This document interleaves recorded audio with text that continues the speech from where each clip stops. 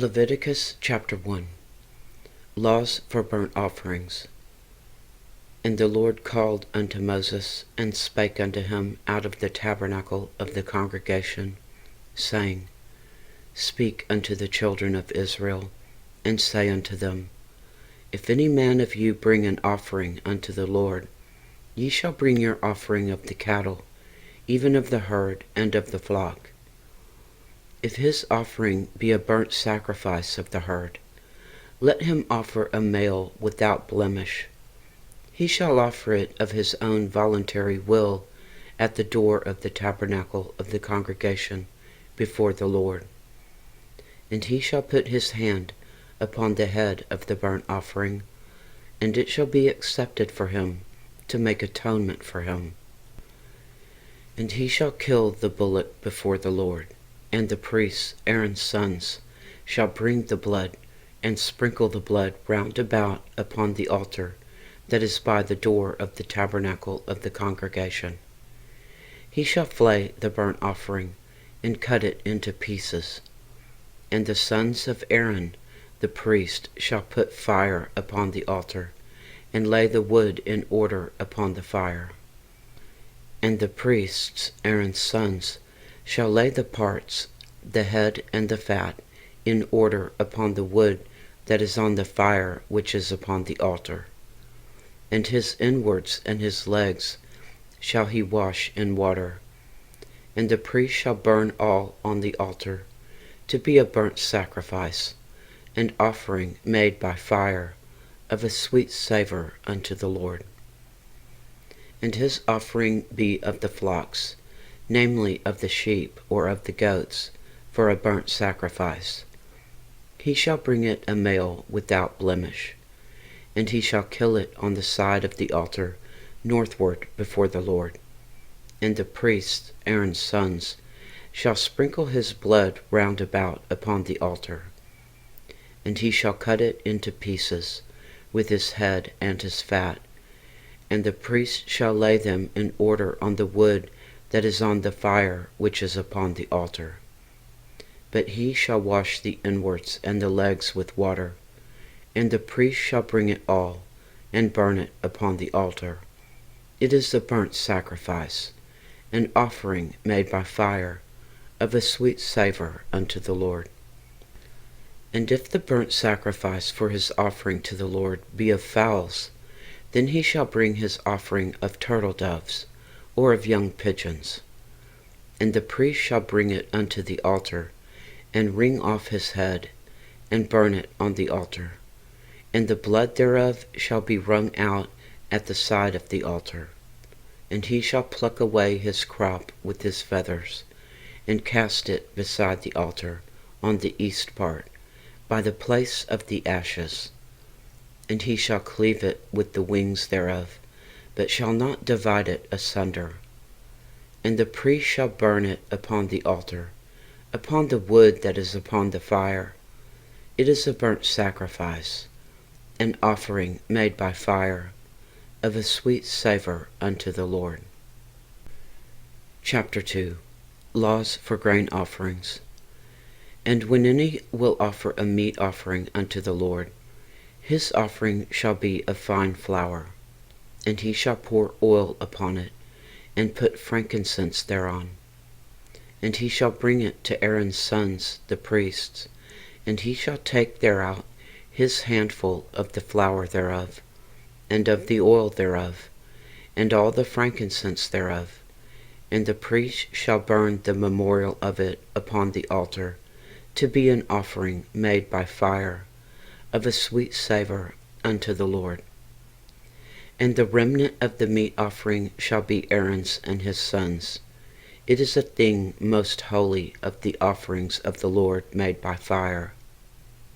And if thou bring an oblation of a meat offering, baken in the oven, it shall be unleavened cakes, of fine flour mingled with oil, or unleavened wafers anointed with oil. And if thy oblation be a meat offering baken in a pan, it shall be of fine flour, unleavened, mingled with oil. Thou shalt part it in pieces, and pour oil thereon. It is a meat offering. And if thy oblation be a meat offering baken in a frying pan, it shall be made of fine flour with oil. And thou shalt bring the meat offering that is made of these things unto the Lord. And when it is presented unto the priest, he shall bring it unto the altar. And the priest shall take from the meat offering a memorial thereof, and shall burn it upon the altar. It is an offering made by fire, of a sweet savour unto the Lord. And that which is left of the meat offering shall be Aaron's and his sons'. It is a thing most holy of the offerings of the Lord made by fire. No meat offering which ye shall bring unto the Lord shall be made with leaven, for ye shall burn no leaven, nor any honey in any offering of the Lord made by fire. As for the oblation of the first fruits, ye shall offer them unto the Lord, but they shall not be burnt on the altar for a sweet savour. And every oblation of thy meat offering shalt thou season with salt. Neither shalt thou suffer the salt of the covenant of thy God to be lacking from thy meat offering. With all thine offerings thou shalt offer salt. And if thou offer a meat offering of thy first fruits unto the Lord, thou shalt offer the meat offering of thy first fruits, green ears of corn, dried by the fire, even corn beaten out of full ears. And thou shalt put oil upon it, and lay frankincense thereon. It is a meat offering. And the priest shall burn the memorial of it, part of the beaten corn thereof, and part of the oil thereof, and all the frankincense thereof. It is an offering made by fire unto the Lord. Chapter 3. Laws for peace offerings. And if his oblation be a sacrifice of peace offering, if he offer it of the herd, whether it be a male or female, he shall offer it without blemish before the Lord. And he shall lay his hand upon the head of his offering, and kill it at the door of the tabernacle of the congregation. And Aaron's sons, the priests, shall sprinkle the blood upon the altar round about. And he shall offer of the sacrifice of the peace offering an offering made by fire unto the Lord, the fat that covereth the inwards, and all the fat that is upon the inwards, and the 2 kidneys, and the fat that is on them, which is by the flanks, and the caul above the liver, with the kidneys, it shall he take away. And Aaron's sons shall burn it on the altar upon the burnt sacrifice, which is upon the wood that is on the fire. It is an offering made by fire, of a sweet savour unto the Lord. And if his offering for a sacrifice of peace offering unto the Lord be of the flock, male or female, he shall offer it without blemish. If he offer a lamb for his offering, then shall he offer it before the Lord. And he shall lay his hand upon the head of his offering, and kill it before the tabernacle of the congregation. And Aaron's sons shall sprinkle the blood thereof round about upon the altar. And he shall offer of the sacrifice of the peace offering an offering made by fire unto the Lord, the fat thereof, and the whole rump. It shall he take off hard by the backbone, and the fat that covereth the inwards, and all the fat that is upon the inwards, and the 2 kidneys, and the fat that is upon them, which is by the flanks, and the caul above the liver with the kidneys, it shall he take away. And the priest shall burn it upon the altar. It is the food of the offering made by fire unto the Lord. And if his offering be a goat, then he shall offer it before the Lord. And he shall lay his hand upon the head of it, and kill it before the tabernacle of the congregation. And the sons of Aaron shall sprinkle the blood thereof upon the altar round about. And he shall offer thereof his offering, even an offering made by fire unto the Lord, that the fat that covereth the inwards, and all the fat that is upon the inwards, and the 2 kidneys, and the fat that is upon them, which is by the flanks, and the caul above the liver with the kidneys, it shall he take away. And the priest shall burn them upon the altar.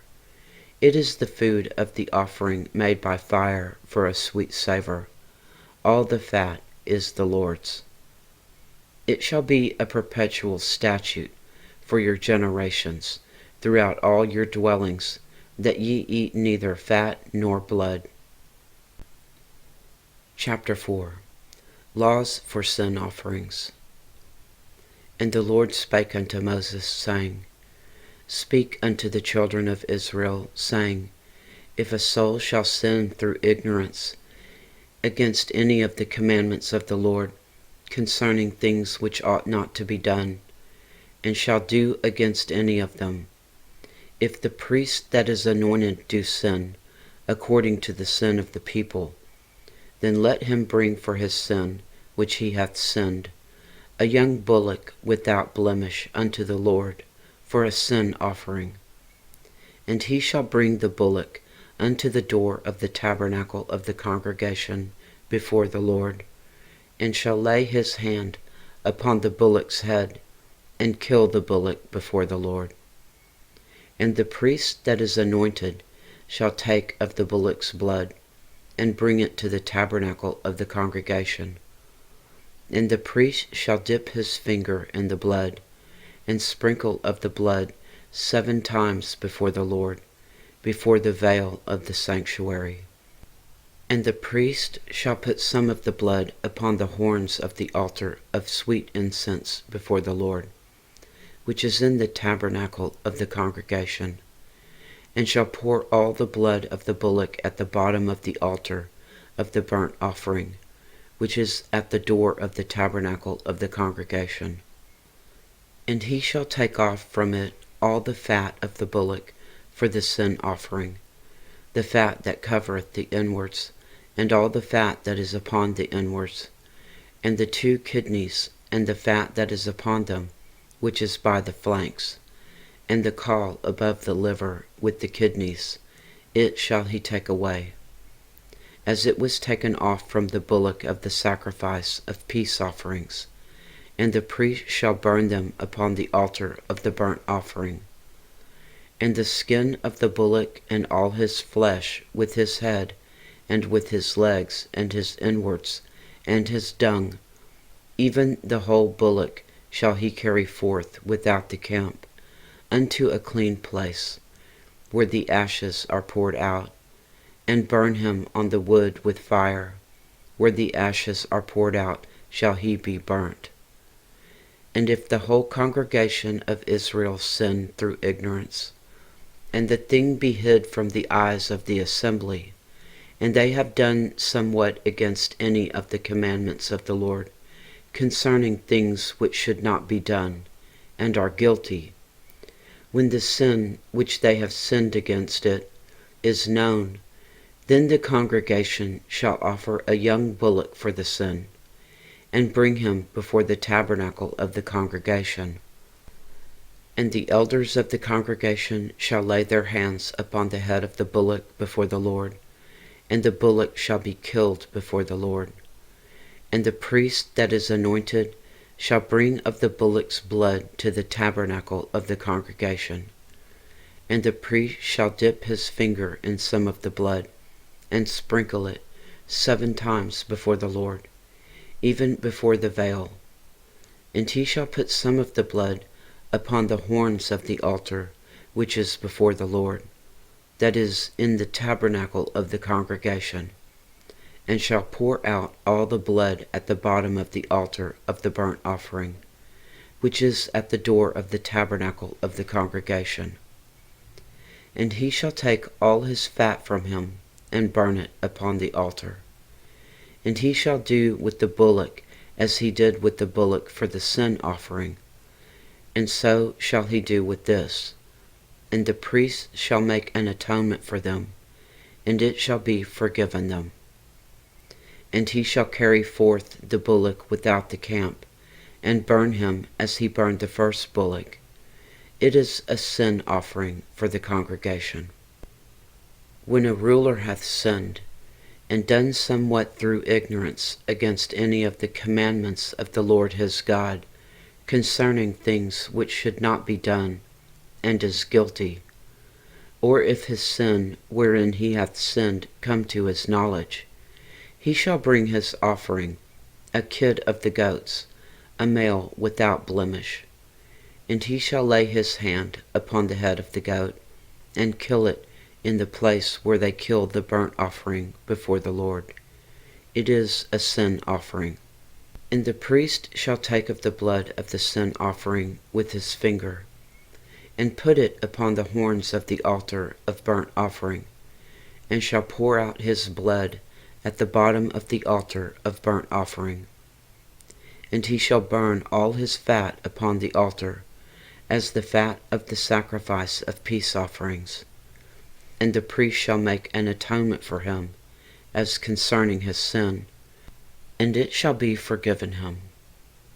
And if any one of the common people sin through ignorance, while he doth somewhat against any of the commandments of the Lord, concerning things which ought not to be done, and be found guilty, or if his sin which he hath sinned come to his knowledge, then he shall bring his offering, a kid of the goats, a female without blemish, for his sin which he hath sinned. And he shall lay his hand upon the head of the sin offering, and lay the sin offering in the place of the burnt offering. And the priest shall take of the blood thereof with his finger, and put it upon the horns of the altar of the burnt offering, and shall pour out all the blood thereof at the bottom of the altar. And he shall take away all the fat thereof, as the fat is taken away from off the sacrifice of peace offerings. And the priest shall burn it upon the altar for a sweet savour unto the Lord. And the priest shall make an atonement for him, and it shall be forgiven him. And if he bring a lamb for a sin offering, he shall bring it a female without blemish. And he shall lay his hand upon the head of the sin offering, and lay it for a sin offering in the place where they kill the burnt offering. And the priest shall take of the blood of the sin offering with his finger, and put it upon the horns of the altar of burnt offering, and shall pour out all the blood thereof at the bottom of the altar.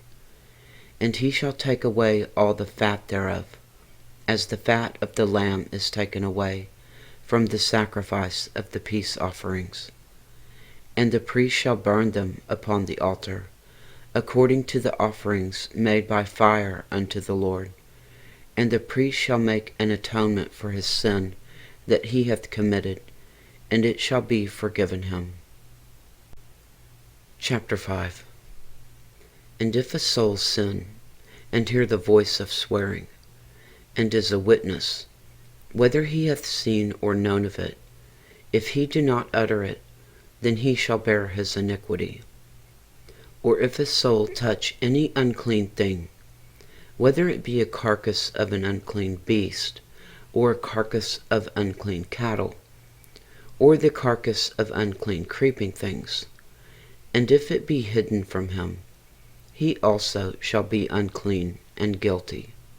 Or if he touch the uncleanness of man, whatsoever uncleanness it be, that a man shall be defiled withal, and it be hid from him, when he knoweth of it, then he shall be guilty. Or if a soul swear, pronouncing with his lips to do evil, or to do good, whatsoever it be that a man shall pronounce with an oath, and it be hid from him, when he knoweth of it, then he shall be guilty in one of these. And it shall be, when he shall be guilty in one of these things, that he shall confess that he hath sinned in that thing. And he shall bring his trespass offering unto the Lord for his sin, which he hath sinned, a female from the flock, a lamb or a kid of the goats, for a sin offering. And the priest shall make an atonement for him concerning his sin. And if he be not able to bring a lamb, then he shall bring for his trespass which he hath committed 2 turtle doves, or 2 young pigeons, unto the Lord, one for a sin offering, and the other for a burnt offering. And he shall bring them unto the priest, who shall offer that which is for the sin offering first, and wring off his head from his neck, and shall not divide it asunder. And he shall sprinkle of the blood of the sin offering upon the side of the altar, and the rest of the blood shall be wrung out at the bottom of the altar. It is a sin offering. And he shall offer the second for a burnt offering, according to the manner. And the priest shall make an atonement for him for his sin which he hath sinned, and it shall be forgiven him. But if he be not able to bring 2 turtle doves, or 2 young pigeons, then he that sinned shall bring for his offering the 10th part of an ephah of fine flour, for a sin offering. And he shall put no oil upon it, neither shall he put any frankincense thereon, for it is a sin offering. Then shall he bring it to the priest, and the priest shall take his handful of it, even a memorial thereof, and burn it on the altar, according to the offerings made by fire unto the Lord. It is a sin offering. And the priest shall make an atonement for him as touching his sin, that he hath sinned in one of these, and it shall be forgiven him, and the remnant shall be the priest's, as a meat offering. Laws for guilt offerings. And the Lord spake unto Moses, saying, If a soul commit a trespass, and sin through ignorance, in the holy things of the Lord, then he shall bring for his trespass unto the Lord a ram without blemish out of the flocks, and thy estimation by shekels of silver, after the shekel of the sanctuary, for a trespass offering. And he shall make amends for the harm that he hath done in the holy thing, and shall add the 5th part thereto, and give it unto the priest. And the priest shall make an atonement for him with the ram of the trespass offering, and it shall be forgiven him. And if a soul sin and commit any of these things which are forbidden to be done by the commandments of the Lord, though he wist it not, yet is he guilty, and shall bear his iniquity. And he shall bring a ram without blemish out of the flock, with thy estimation for a trespass offering, unto the priest. And the priest shall make an atonement for him concerning his ignorance, wherein he erred and wist it not, and it shall be forgiven him. It is a trespass offering. He hath certainly trespassed against the Lord. Chapter 6. And the Lord spake unto Moses, saying, If a soul sin and commit a trespass against the Lord, and lie unto his neighbor in that which was delivered him to keep, or in fellowship, or in a thing taken away by violence, or hath deceived his neighbor, or have found that which was lost, and lieth concerning it, and sweareth falsely, in any of all these that a man doeth, sinning therein, then it shall be, because he hath sinned and is guilty, that he shall restore that which he took violently away, or the thing which he hath deceitfully gotten, or that which was delivered him to keep, or the lost thing which he found, or all that about which he hath sworn falsely. He shall even restore it in the principal, and shall add the 5th part more thereto, and give it unto him to whom it appertaineth in the day of his trespass offering. And he shall bring his trespass offering unto the Lord, a ram without blemish out of the flock, with thy estimation for a trespass offering unto the priest. And the priest shall make an atonement for him before the Lord, and it shall be forgiven him for anything of all that he hath done in trespassing therein. The priests and the offerings. And the Lord spake unto Moses, saying, Command Aaron and his sons, saying, This is the law of the burnt offering. It is the burnt offering, because of the burning upon the altar all night unto the morning, and the fire of the altar shall be burning in it. And the priest shall put on his linen garment, and his linen breeches shall he put upon his flesh, and take up the ashes which the fire hath consumed with the burnt offering on the altar, and he shall put them beside the altar. And he shall put off his garments, and put on other garments, and carry forth the ashes without the camp unto a clean place. And the fire upon the altar shall be burning in it. It shall not be put out.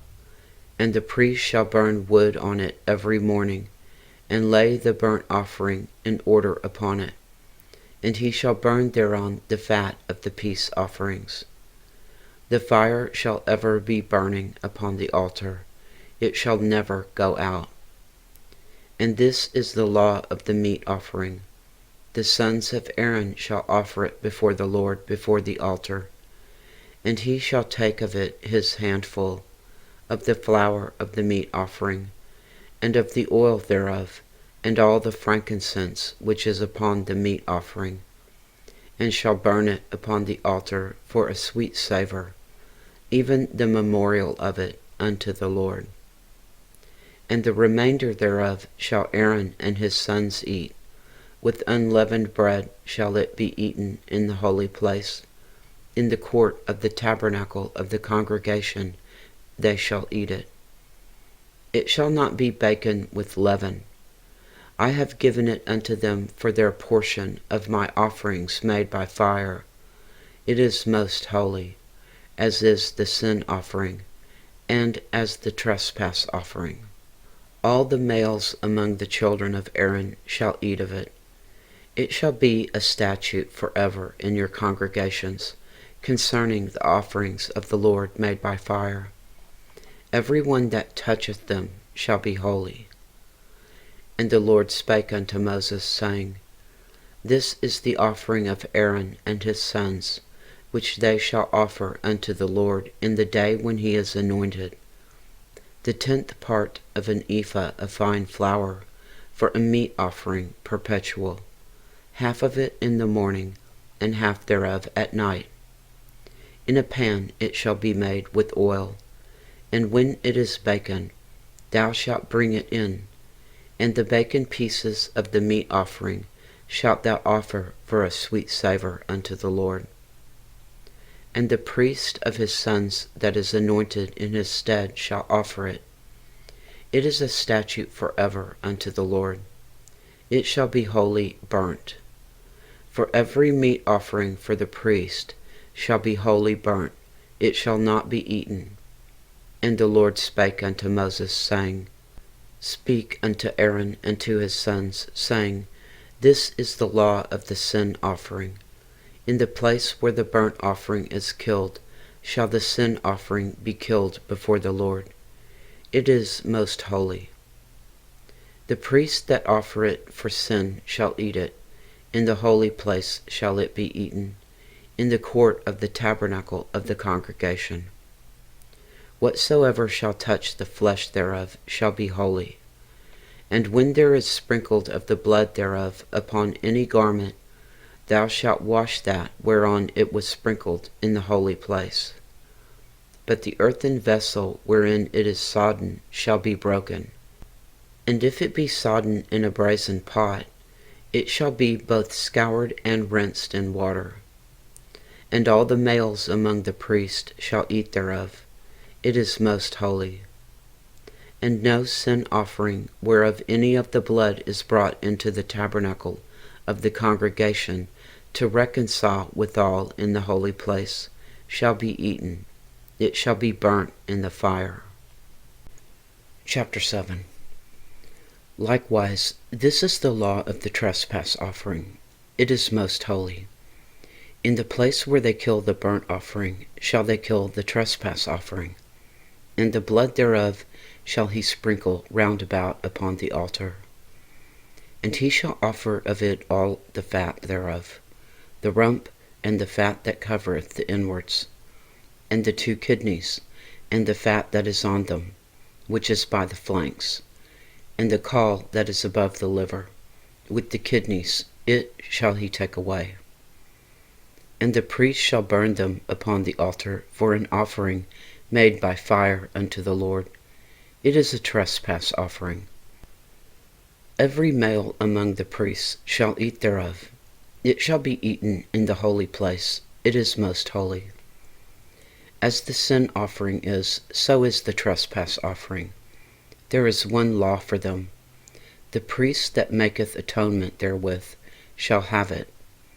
And the priest that offereth any man's burnt offering, even the priest shall have to himself the skin of the burnt offering which he hath offered.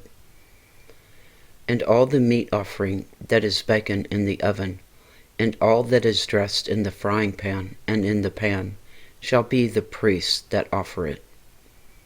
And every meat offering, mingled with oil and dry, shall all the sons of Aaron have, one as much as another.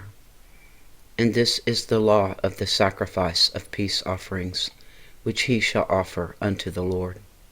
If he offer it for a thanksgiving, then he shall offer with the sacrifice of thanksgiving unleavened cakes mingled with oil, and unleavened wafers anointed with oil, and cakes mingled with oil of fine flour fried.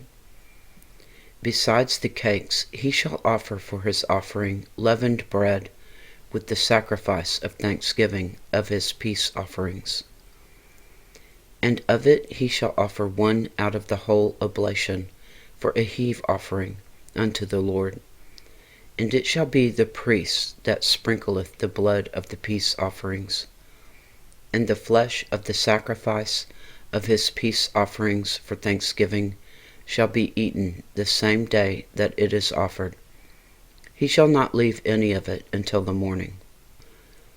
But if the sacrifice of his offering be a vow, or a voluntary offering, it shall be eaten the same day that he offereth his sacrifice, and on the morrow also the remainder of it shall be eaten.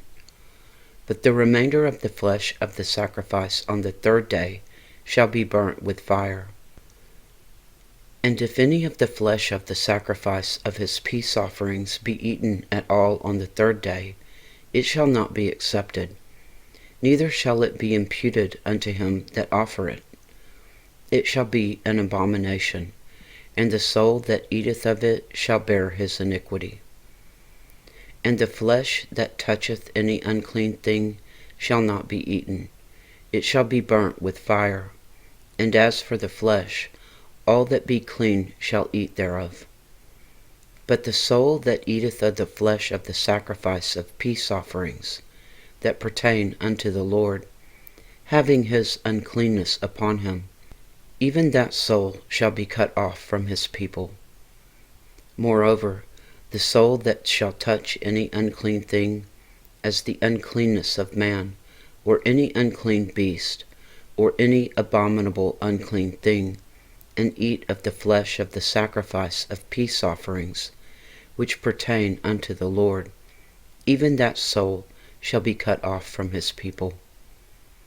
And the Lord spake unto Moses, saying, Speak unto the children of Israel, saying, Ye shall eat no manner of fat, of ox, or of sheep, or of goat, and the fat of the beast that dieth of itself, and the fat of that which is torn with beasts, may be used in any other use, but ye shall in no wise eat of it. For whosoever eateth the fat of the beast, of which men offer an offering made by fire unto the Lord, even the soul that eateth it shall be cut off from his people. Moreover, ye shall eat no manner of blood, whether it be of fowl or of beast, in any of your dwellings. Whatsoever soul it be that eateth any manner of blood, even that soul shall be cut off from his people. And the Lord spake unto Moses, saying, Speak unto the children of Israel, saying, He that offereth the sacrifice of his peace offerings unto the Lord shall bring his oblation unto the Lord of the sacrifice of his peace offerings. His own hands shall bring the offerings of the Lord made by fire. The fat with the breast, it shall he bring, that the breast may be waved for a wave offering before the Lord. And the priest shall burn the fat upon the altar, but the breast shall be Aaron's and his sons'. And the right shoulder shall he give unto the priest for a heave offering of the sacrifices of your peace offerings. He among the sons of Aaron that offereth the blood of the peace offerings and the fat shall have the right shoulder for his part. For the wave breast and the heave shoulder have I taken of the children of Israel from off the sacrifices of their peace offerings, and have given them unto Aaron the priest, and unto his sons, by a statute forever from among the children of Israel. This is the portion of the anointing of Aaron, and of the anointing of his sons, out of the offerings of the Lord made by fire, in the day when he presented them to minister unto the Lord in the priest's office, which the Lord commanded to be given them of the children of Israel, in the day that he anointed them, by a statute forever throughout their generations. This is the law of the burnt offering, of the meat offering, and of the sin offering, and of the trespass offering, and of the consecrations, and of the sacrifice of the peace offerings, which the Lord commanded Moses in Mount Sinai, in the day that he commanded the children of Israel to offer their oblations unto the Lord in the wilderness of Sinai. Chapter 8. Consecration of Aaron and his sons. And the Lord spake unto Moses, saying, Take Aaron and his sons with him, and the garments and the anointing oil, and a bullock for the sin offering, and 2 rams, and a basket of unleavened bread. And gather thou all the congregation together unto the door of the tabernacle of the congregation. And Moses did as the Lord commanded him, and the assembly was gathered together unto the door of the tabernacle of the congregation. And Moses said unto the congregation, This is the thing which the Lord commanded to be done. And Moses brought Aaron and his sons, and washed them in water. And he put upon him the coat, and girded him with the girdle, and clothed him with the robe, and put the ephod upon him. And he girded him with the curious girdle of the ephod, and bound it unto him therewith. And he put the breastplate upon him. Also he put in the breastplate the Urim and the Thummim. And he put the mitre upon his head. Also upon the mitre, even upon his forefront, did he put the golden plate, the holy crown, as the Lord commanded Moses. And Moses took the anointing oil, and anointed the tabernacle and all that was therein, and sanctified them. And he sprinkled thereof upon the altar 7 times, and anointed the altar and all the vessels, both the laver and his foot, to sanctify them. And he poured of the anointing oil upon Aaron's head, and anointed him, to sanctify him. And Moses brought Aaron's sons, and put coats upon them, and girded them with girdles, and put bonnets upon them, as the Lord commanded Moses. And he brought the bullock for the sin offering, and Aaron and his sons laid their hands upon the head of the bullock for the sin offering, and he slew it.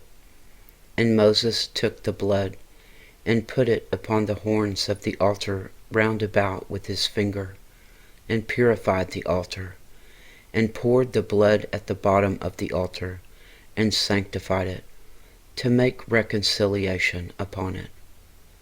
And he took all the fat that was upon the inwards, and the caul above the liver, and the 2 kidneys, and their fat. And Moses burned it upon the altar. But the bullock and his hide and his flesh and his dung he burnt with fire without the camp, as the Lord commanded Moses. And he brought the ram for the burnt offering. And Aaron and his sons laid their hands upon the head of the ram, and he killed it. And Moses sprinkled the blood upon the altar round about. And he cut the ram into pieces. And Moses burnt the head, and the pieces, and the fat. And he washed the inwards and the legs in water. And Moses burnt the whole ram upon the altar. It was a burnt sacrifice for a sweet savor, and an offering made by fire unto the Lord, as the Lord commanded Moses. And he brought the other ram, the ram of consecration. And Aaron and his sons laid their hands upon the head of the ram, and he slew it. And Moses took of the blood of it, and put it upon the tip of Aaron's right ear, and upon the thumb of his right hand, and upon the great toe of his right foot. And he brought Aaron's sons, and Moses put of the blood upon the tip of their right ear, and upon the thumbs of their right hands, and upon the great toes of their right feet. And Moses sprinkled the blood upon the altar round about. And he took the fat, and the rump, and all the fat that was upon the inwards, and the caul above the liver, and the 2 kidneys and their fat, and the right shoulder. And out of the basket of unleavened bread that was before the Lord, he took 1 unleavened cake, and a cake of oiled bread, and 1 wafer, and put them on the fat, and upon the right shoulder. And he put all upon Aaron's hands, and upon his sons' hands, and waved them for a wave offering before the Lord. And Moses took them from off their hands, and burnt them on the altar upon the burnt offering. They were consecrations for a sweet savor, and it is an offering made by fire unto the Lord. And Moses took the breast, and waved it for a wave offering before the Lord. For of the ram of consecration it was Moses' part, as the Lord commanded Moses. And Moses took of the anointing oil, and of the blood which was upon the altar, and sprinkled it upon Aaron, and upon his garments, and upon his sons, and upon his sons' garments with him, and sanctified Aaron, and his garments, and his sons' garments with him. And Moses said unto Aaron and to his sons, Boil the flesh at the door of the tabernacle of the congregation, and there eat it with bread that is in the basket of consecrations, as I commanded, saying, Aaron and his sons shall eat it. And that which remaineth of the flesh and of the bread shall ye burn with fire.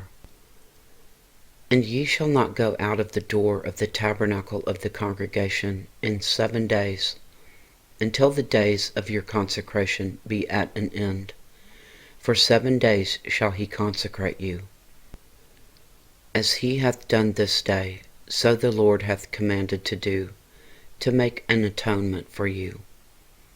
Therefore shall ye abide at the door of the tabernacle of the congregation day and night 7 days, and keep the charge of the Lord, that ye die not, for so I am commanded. So Aaron and his sons did all things which the Lord commanded by the hand of Moses. Chapter 9. The Lord accepts Aaron's offering. And it came to pass on the 8th day that Moses called Aaron and his sons and the elders of Israel, and he said unto Aaron, Take thee a young calf for a sin offering, and a ram for a burnt offering, without blemish, and offer them before the Lord.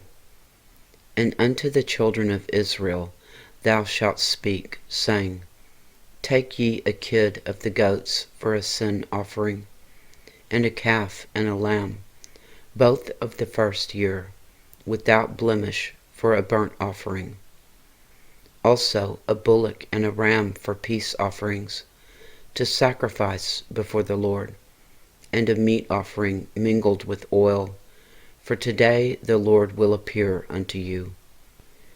And they brought that which Moses commanded before the tabernacle of the congregation. And all the congregation drew near and stood before the Lord. And Moses said, This is the thing which the Lord commanded that you should do, and the glory of the Lord shall appear unto you. And Moses said unto Aaron, Go unto the altar, and offer thy sin offering and thy burnt offering, and make an atonement for thyself and for the people, and offer the offering of the people, and make an atonement for them, as the Lord commanded. Aaron therefore went unto the altar, and slew the calf of the sin offering, which was for himself. And the sons of Aaron brought the blood unto him, and he dipped his finger in the blood, and put it upon the horns of the altar, and poured out the blood at the bottom of the altar. But the fat and the kidneys and the caul above the liver of the sin offering he burnt upon the altar, as the Lord commanded Moses. And the flesh and the hide he burnt with fire without the camp. And he slew the burnt offering, and Aaron's sons presented unto him the blood, and he sprinkled round about upon the altar. And they presented the burnt offering unto him, with the pieces thereof, and the head, and he burnt them upon the altar. And he did wash the inwards and the legs, and burnt them upon the burnt offering on the altar. And he brought the people's offering, and took the goat, which was the sin offering for the people, and slew it, and offered it for sin as the first. And he brought the burnt offering, and offered it according to the manner.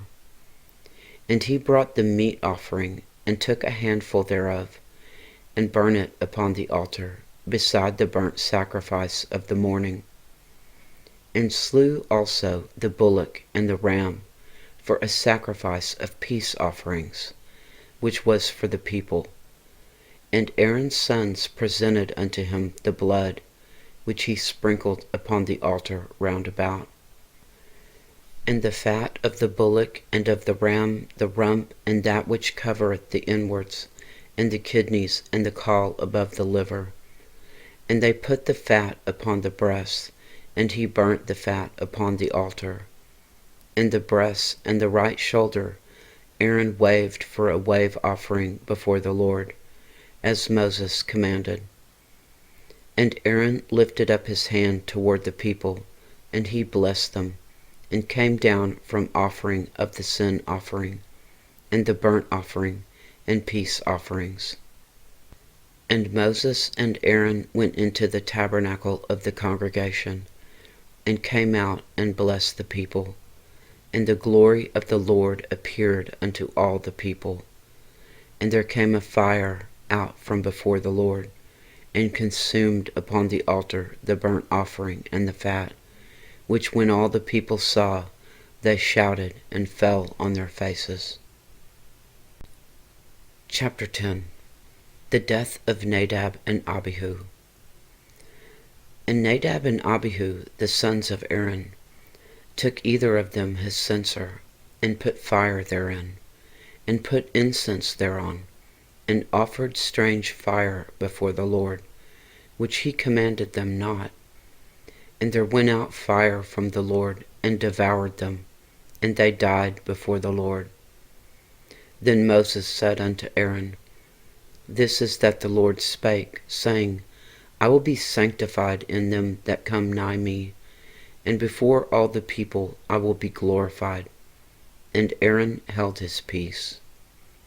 And Moses called Mishael and Elzaphan, the sons of Uzziel, the uncle of Aaron, and said unto them, Come near, carry your brethren from before the sanctuary out of the camp. So they went near, and carried them in their coats out of the camp, as Moses had said. And Moses said unto Aaron, and unto Eleazar, and unto Ithamar his sons. Uncover not your heads, neither rend your clothes, lest ye die, and lest wrath come upon all the people. But let your brethren, the whole house of Israel, bewail the burning which the Lord hath kindled. And ye shall not go out from the door of the tabernacle of the congregation, lest ye die. For the anointing oil of the Lord is upon you. And they did according to the word of Moses. And the Lord spake unto Aaron, saying, Do not drink wine nor strong drink, thou nor thy sons with thee, when ye go into the tabernacle of the congregation, lest ye die. It shall be a statute forever throughout your generations. And that ye may put difference between holy and unholy, and between unclean and clean. And that ye may teach the children of Israel all the statutes which the Lord hath spoken unto them by the hand of Moses. And Moses spake unto Aaron, and unto Eleazar, and unto Ithamar, his sons that were left, Take the meat offering that remaineth of the offerings of the Lord made by fire, and eat it without leaven beside the altar, for it is most holy. And ye shall eat it in the holy place, because it is thy due, and thy sons' due, of the sacrifices of the Lord made by fire, for so I am commanded. And the wave breast and heave shoulder shall ye eat in a clean place, thou and thy sons and thy daughters with thee, for they be thy due, and thy sons' due, which are given out of the sacrifices of peace offerings of the children of Israel. The heave shoulder and the wave breast shall they bring with the offerings made by fire of the fat, to wave it for a wave offering before the Lord. And it shall be thine, and thy sons with thee, by a statute forever, as the Lord hath commanded. And Moses diligently sought the goat of the sin offering, and behold, it was burnt, and he was angry with Eleazar and Ithamar, the sons of Aaron, which were left alive, saying, Wherefore have ye not eaten the sin offering in the holy place, seeing it is most holy? And God hath given it to you to bear the iniquity of the congregation, to make atonement for them before the Lord. Behold, the blood of it was not brought in within the holy place. Ye should indeed have eaten it in the holy place, as I commanded. And Aaron said unto Moses, Behold, this day have they offered their sin offering and their burnt offering before the Lord. And such things have befallen me. And if I had eaten the sin offering today, should it have been accepted in the sight of the Lord? And when Moses heard that, he was content. Chapter 11. Clean and unclean animals.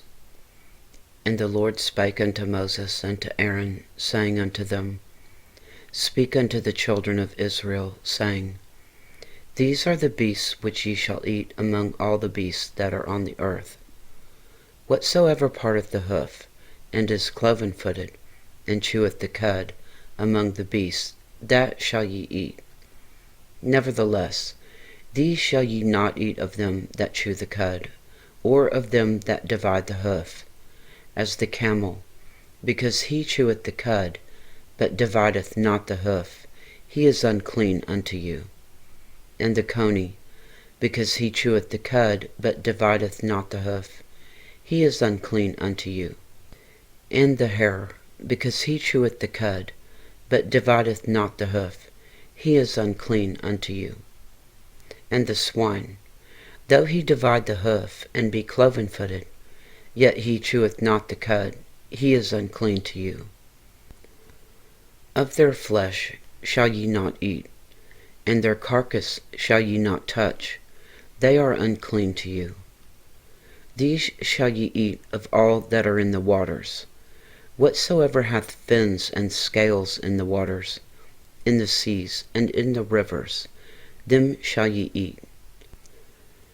And of all that have not fins and scales in the seas and in the rivers, of all that move in the waters, and of any living thing which is in the waters, they shall be an abomination unto you.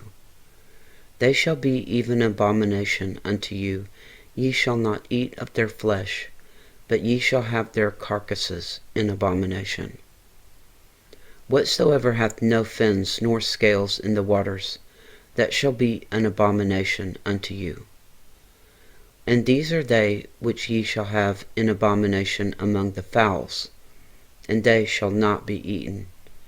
They are an abomination: the eagle, and the ossifrage, and the osprey, and the vulture, and the kite after his kind, every raven after his kind, and the owl, and the nighthawk, and the cuckoo, and the hawk after his kind, and the little owl, and the cormorant, and the great owl, and the swan, and the pelican, and the gier eagle, and the stork, the heron after her kind, and the lapwing, and the bat, all fowls that creep, going upon all four, shall be an abomination unto you.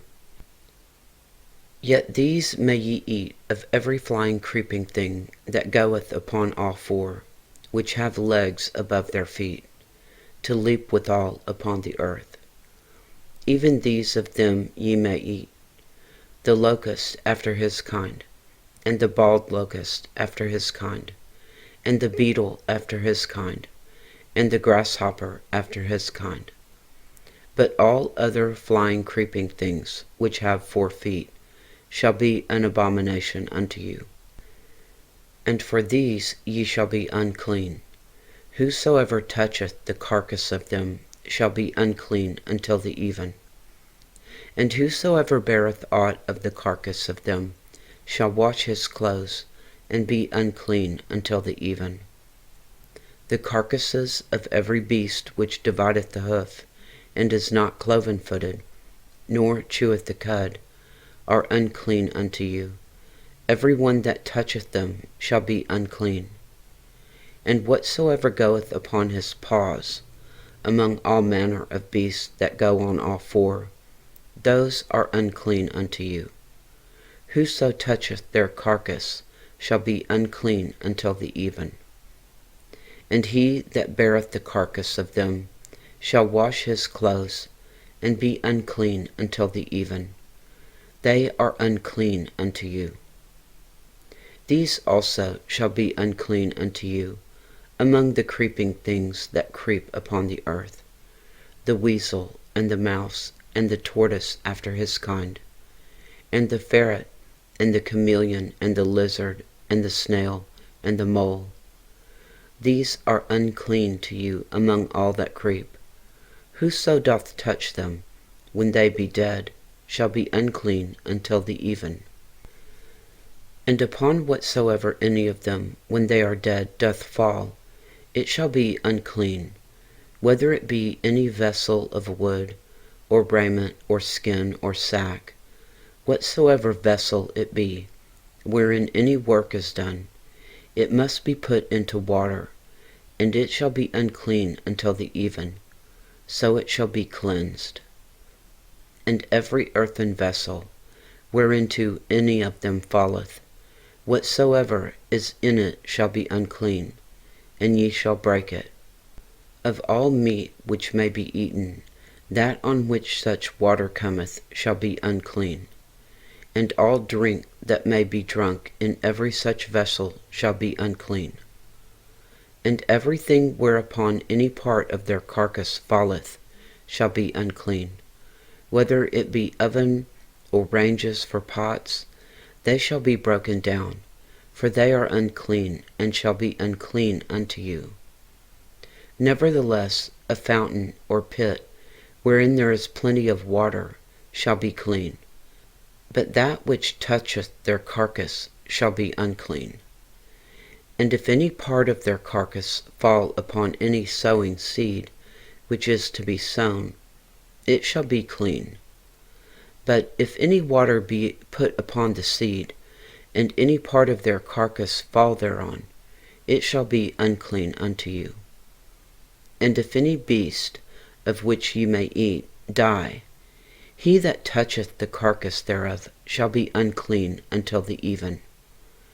And he that eateth of the carcass of it shall wash his clothes, and be unclean until the even. He also that beareth the carcass of it shall wash his clothes, and be unclean until the even.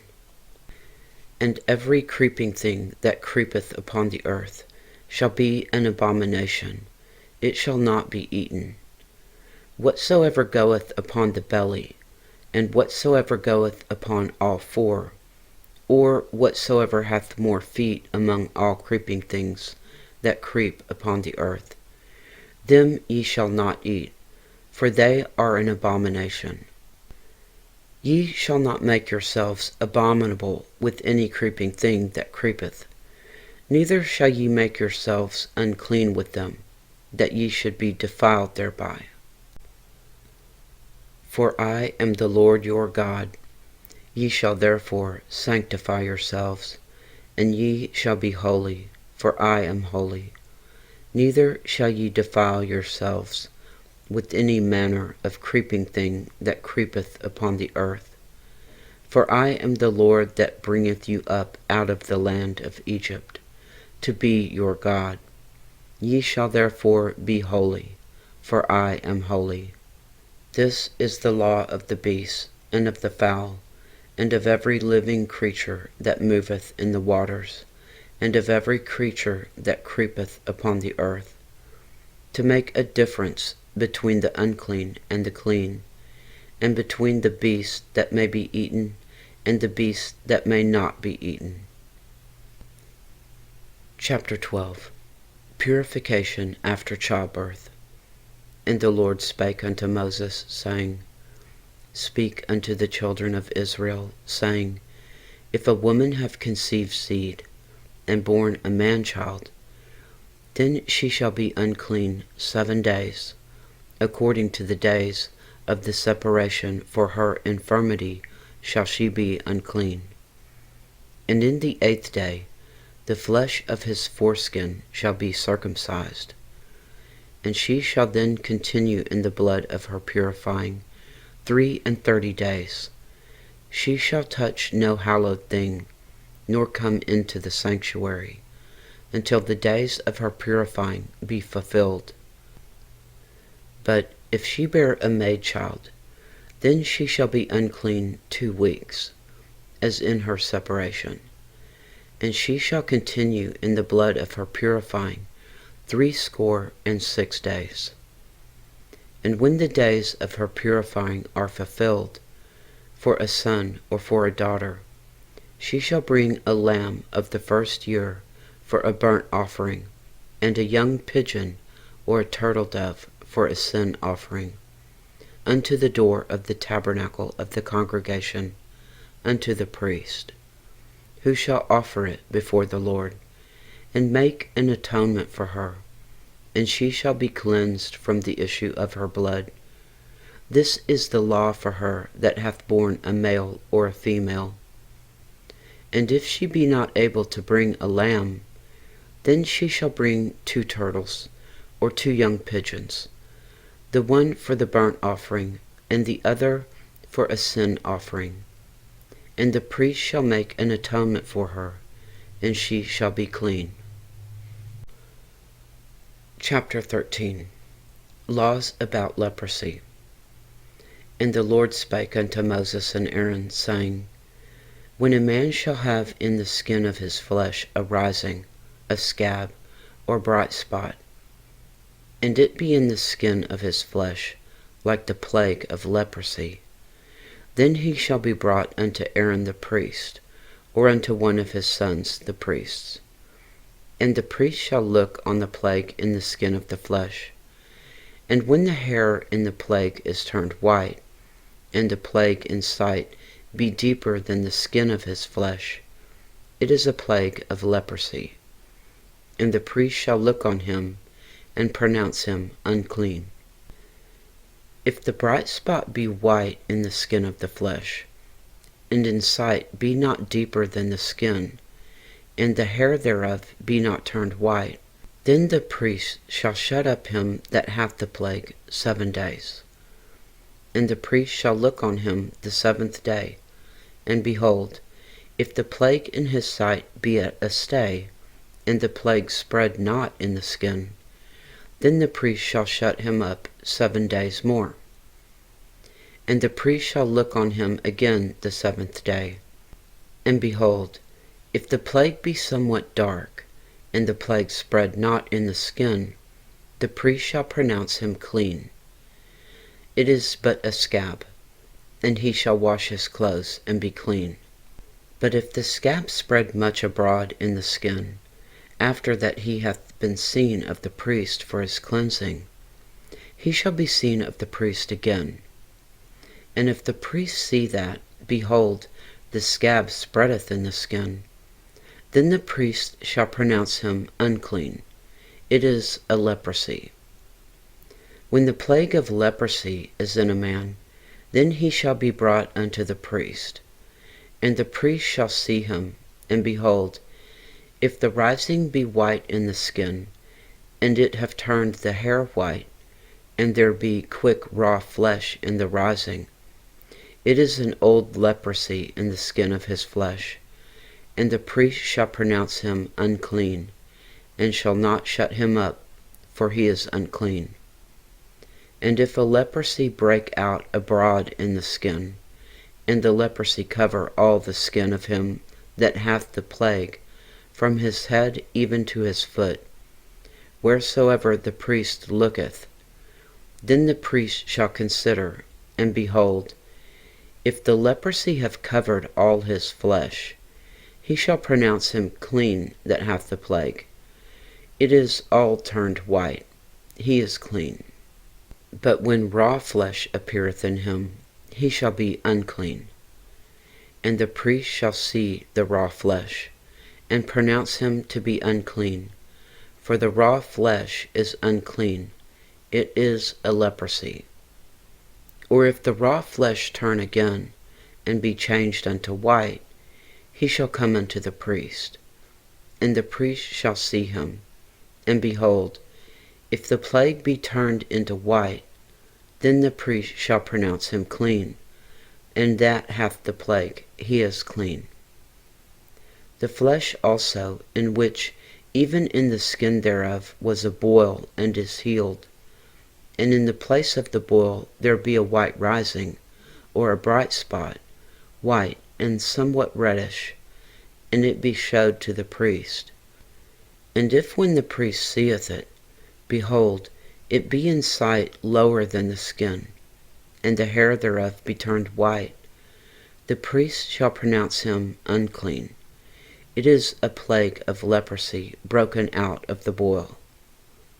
And if the priest look on it, and behold, there be no white hairs therein, and if it be not lower than the skin, but be somewhat dark, then the priest shall shut him up 7 days. And if it spread much abroad in the skin, then the priest shall pronounce him unclean. It is a plague. But if the bright spot stay in his place, and spread not, it is a burning boil, and the priest shall pronounce him clean. Or if there be any flesh in the skin whereof there is a hot burning, and the quick flesh that burneth have a white bright spot, somewhat reddish or white, then the priest shall look upon it, and behold, if the hair in the bright spot be turned white, and it be in sight deeper than the skin, it is a leprosy broken out of the burning. Wherefore the priest shall pronounce him unclean. It is the plague of leprosy. But if the priest look on it, and behold, there be no white hair in the bright spot, and it be no lower than the other skin, but be somewhat dark, then the priest shall shut him up 7 days. And the priest shall look upon him the 7th day, and if it be spread much abroad in the skin, then the priest shall pronounce him unclean. It is the plague of leprosy.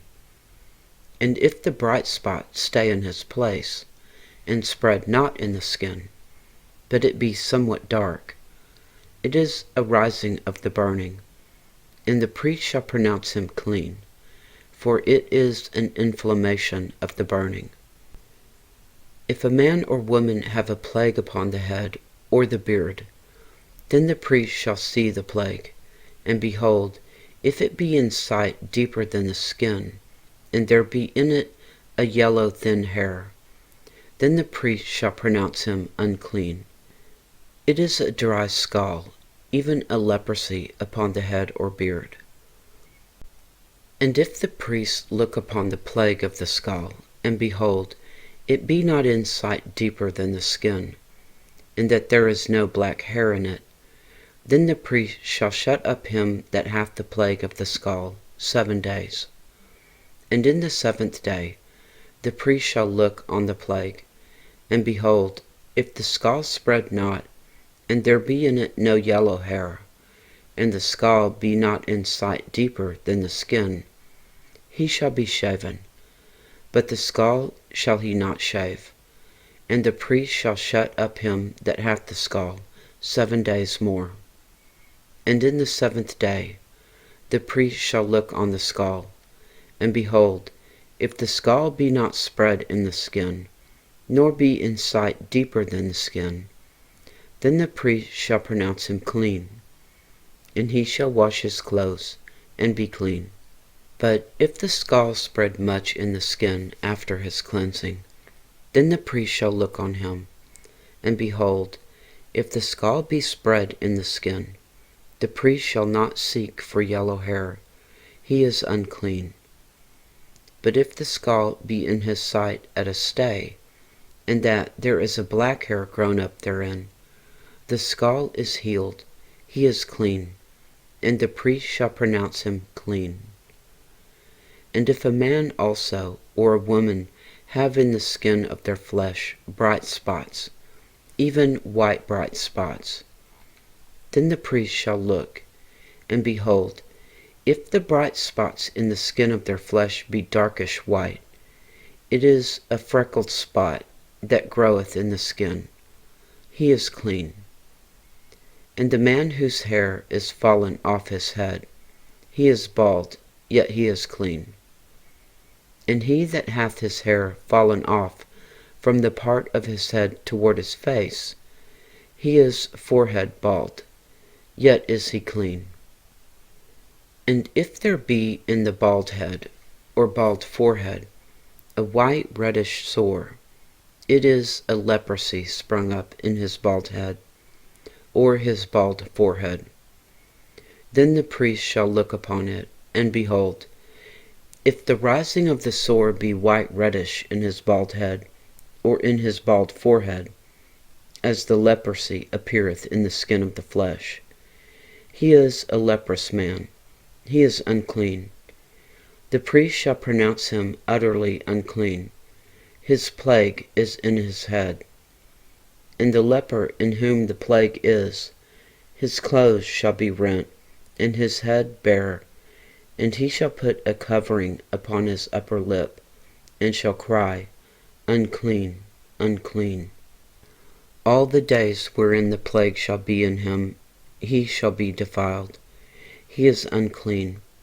He shall dwell alone, without the camp shall his habitation be.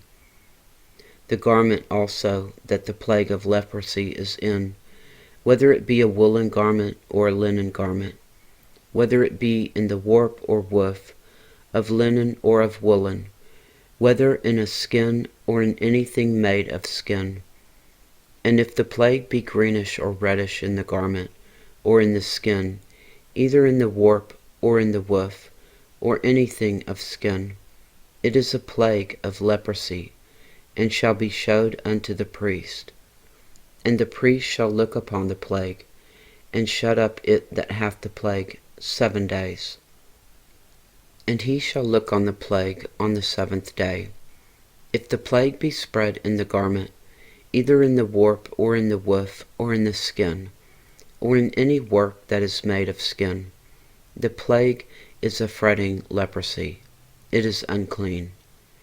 He shall therefore burn that garment, whether warp or woof, in woolen or in linen, or anything of skin, wherein the plague is. For it is a fretting leprosy. It shall be burnt in the fire.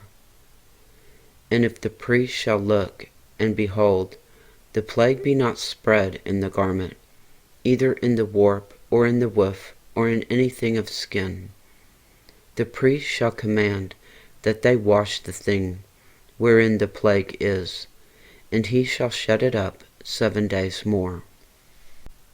And the priest shall look on the plague, after that it is washed, and behold, if the plague have not changed his color, and the plague be not spread, it is unclean. Thou shalt burn it in the fire. It is fret inward, whether it be bare within or without. And if the priest look, and behold, the plague be somewhat dark after the washing of it, then he shall rend it out of the garment, or out of the skin, or out of the warp, or out of the woof. And if it appear still in the garment, either in the warp, or in the woof, or in anything of the skin, it is a spreading plague. Thou shalt burn that wherein the plague is with fire. And the garment, either warp or woof, or whatsoever thing of skin it be, which thou shalt wash, if the plague be departed from them, then it shall be washed the second time, and shall be clean. This is the law of the plague of leprosy in a garment of woolen or linen, either in the warp or woof, or anything of skins, to pronounce it clean, or to pronounce it unclean. Chapter 14. Laws for cleansing lepers. And the Lord spake unto Moses, saying, This shall be the law of the leper in the day of his cleansing. He shall be brought unto the priest, and the priest shall go forth out of the camp, and the priest shall look, and behold, if the plague of leprosy be healed in the leper, then shall the priest command to take for him that is to be cleansed 2 birds alive and clean, and cedar wood, and scarlet, and hyssop. And the priest shall command that one of the birds be killed in an earthen vessel over running water. As for the living bird, he shall take it, and the cedar wood, and the scarlet, and the hyssop, and shall dip them in the living bird in the blood of the bird that was killed over the running water. And he shall sprinkle upon him that is to be cleansed from leprosy 7 times, and shall pronounce him clean, and shall let the living bird loose into the open field. And he that is to be cleansed shall wash his clothes, and shave off all his hair, and wash himself in water, that he may be clean. And after that he shall come into the camp, and shall tarry abroad out of his tent 7 days. But it shall be on the 7th day that he shall shave all his hair off his head, and his beard, and his eyebrows, even all his hair he shall shave off, and he shall wash his clothes. Also he shall wash his flesh in water, and he shall be clean. And on the 8th day he shall take 2 he-lambs without blemish, and 1 ewe-lamb of the 1st year without blemish, and 3 tenth deals of fine flour for a meat offering, mingled with oil, and 1 log of oil. And the priest that maketh him clean shall present the man that is to be made clean, and those things before the Lord, at the door of the tabernacle of the congregation. And the priest shall take 1 he-lamb, and offer him for a trespass offering, and the log of oil, and wave them for a wave offering before the Lord. And he shall slay the lamb in the place where he shall kill the sin offering and the burnt offering, in the holy place. For as the sin offering is the priest's, so is the trespass offering, It is most holy. And the priest shall take some of the blood of the trespass offering, and the priest shall put it upon the tip of the right ear of him that is to be cleansed, and upon the thumb of his right hand, and upon the great toe of his right foot. And the priest shall take some of the log of oil, and pour it into the palm of his own left hand. And the priest shall dip his right finger in the oil that is in his left hand, and shall sprinkle of the oil with his finger 7 times before the Lord. And of the rest of the oil that is in his hand shall the priest put upon the tip of the right ear of him that is to be cleansed, and upon the thumb of his right hand, and upon the great toe of his right foot, upon the blood of the trespass offering.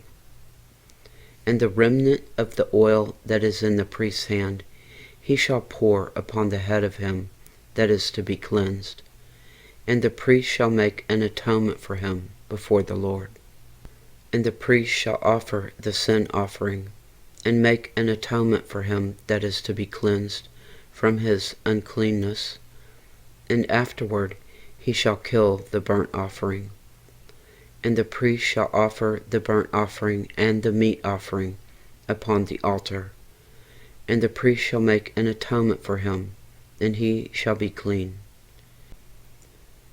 And if he be poor, and cannot get so much, then he shall take 1 lamb for a trespass offering to be waved, to make an atonement for him, and 1/10 deal of fine flour mingled with oil for a meat offering, and a log of oil, and 2 turtle doves, or 2 young pigeons, such as he is able to get, and the one shall be a sin offering, and the other a burnt offering.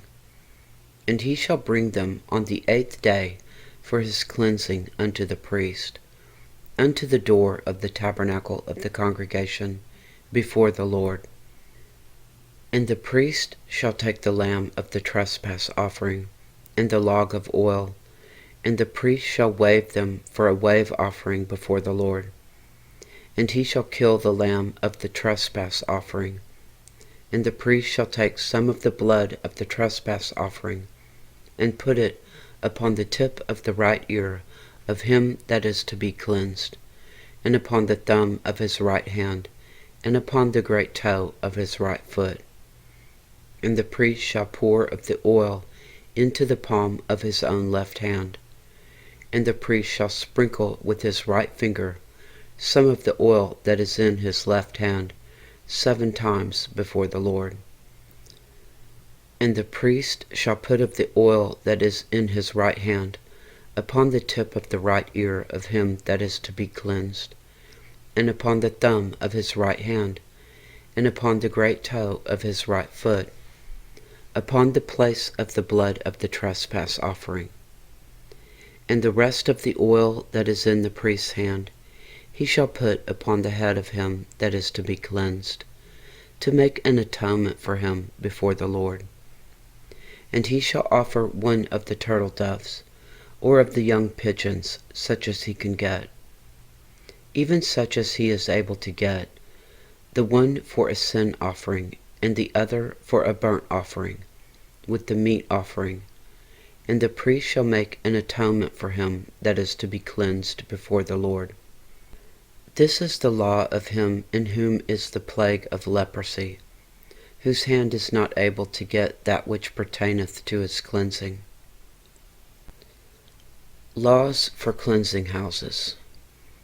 And the Lord spake unto Moses and unto Aaron, saying, When ye be come into the land of Canaan, which I give to you for a possession, and I put the plague of leprosy in a house of the land of your possession, and he that owneth the house shall come and tell the priest, saying, It seemeth to me there is as it were a plague in the house. Then the priest shall command that they empty the house, before the priest go into it to see the plague, that all that is in the house be not made unclean. and afterward the priest shall go in to see the house. And he shall look on the plague, and behold, if the plague be in the walls of the house with hollow strikes, greenish or reddish, which in sight are lower than the wall, then the priest shall go out of the house to the door of the house, and shut up the house 7 days. And the priest shall come again on the 7th day, and shall look, and behold, if the plague be spread in the walls of the house, then the priest shall command that they take away the stones in which the plague is, and they shall cast them into an unclean place without the city. And he shall cause the house to be scraped within round about, and they shall pour out the dust that they scrape off without the city into an unclean place. And they shall take other stones, and put them in the place of those stones. And he shall take other mortar, and shall plaster the house. And if the plague come again, and break out in the house, after that he hath taken away the stones, and after that he had scraped the house, and after it is plastered, then the priest shall come and look, and behold, if the plague be spread in the house, it is a fretting leprosy in the house, it is unclean. And he shall break down the house, the stones of it, and the timber thereof, and all the mortar of the house, and he shall carry them forth out of the city into an unclean place. Moreover, he that goeth into the house all the while that it is shut up shall be unclean until the even. And he that lieth in the house shall wash his clothes, and he that eateth in the house shall wash his clothes. And if the priest shall come in and look upon it, and behold, the plague hath not spread in the house, after the house was plastered, then the priest shall pronounce the house clean, because the plague is healed. And he shall take to cleanse the house 2 birds, and cedar wood, and scarlet, and hyssop. And he shall kill one of the birds in an earthen vessel over running water. And he shall take the cedar wood, and the hyssop, and the scarlet, and the living bird, and dip them in the blood of the slain bird, and in the running water, and sprinkle the house 7 times. And he shall cleanse the house with the blood of the bird, and with the running water, and with the living bird, and with the cedar wood, and with the hyssop, and with the scarlet. But he shall let go the living bird out of the city into the open fields, and make an atonement for the house, and it shall be clean. This is the law for all manner of plague of leprosy and scall, and for the leprosy of a garment, and of a house, and for a rising, and for a scab, and for a bright spot, to teach when it is unclean, and when it is clean. This is the law of leprosy. Chapter 15. Laws about bodily discharges. And the Lord spake unto Moses and to Aaron, saying, Speak unto the children of Israel, and say unto them, When any man hath a running issue out of his flesh, because of his issue he is unclean. And this shall be his uncleanness in his issue, whether his flesh run with his issue, or his flesh be stopped from his issue, it is his uncleanness. Every bed whereon he lieth that hath the issue is unclean, and everything whereon he sitteth shall be unclean. And whosoever toucheth his bed shall wash his clothes, and bathe himself in water, and be unclean until the even. And he that sitteth on anything whereon he sat, that hath the issue, shall wash his clothes, and bathe himself in water, and be unclean until the even. And he that toucheth the flesh of him that hath the issue shall wash his clothes, and bathe himself in water, and be unclean until the even. And if he that hath the issue spit upon him that is clean, then he shall wash his clothes, and bathe himself in water, and be unclean until the even. And what saddle soever he rideth upon that hath the issue shall be unclean. And whosoever toucheth anything that was under him shall be unclean until the even. And he that beareth any of those things shall wash his clothes, and bathe himself in water, and be unclean until the even. And whomsoever he toucheth that hath the issue, and hath not rinsed his hands in water, he shall wash his clothes, and bathe himself in water, and be unclean until the even. And the vessel of earth that he toucheth with hath the issue shall be broken, and every vessel of wood shall be rinsed in water. And when he that hath an issue is cleansed of his issue, then he shall number to himself 7 days for his cleansing, and wash his clothes, and bathe his flesh in running water, and shall be clean. And on the 8th day he shall take to him 2 turtle doves, or 2 young pigeons, and come before the Lord unto the door of the tabernacle of the congregation, and give them unto the priest. And the priest shall offer them, the one for a sin offering, and the other for a burnt offering. And the priest shall make an atonement for him before the Lord for his issue. And if any man's seed of copulation go out from him, then he shall wash all his flesh in water, and be unclean until the even. And every garment and every skin whereon is the seed of copulation shall be washed with water, and be unclean until the even. The woman also with whom man shall lie with seed of copulation, they shall both bathe themselves in water, and be unclean until the even. And if a woman have an issue, and her issue in her flesh be blood, she shall be put apart 7 days, and whosoever toucheth her shall be unclean until the even. And everything that she lieth upon in her separation shall be unclean. Everything also that she sitteth upon shall be unclean. And whosoever toucheth her bed shall wash his clothes, and bathe himself in water, and be unclean until the even. And whosoever toucheth anything that she sat upon shall wash his clothes, and bathe himself in water, and be unclean until the even.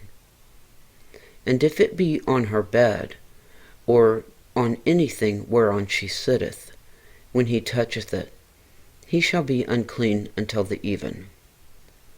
And if any man lie with her at all, and her flowers be upon him, he shall be unclean 7 days, and all the bed whereon he lieth shall be unclean.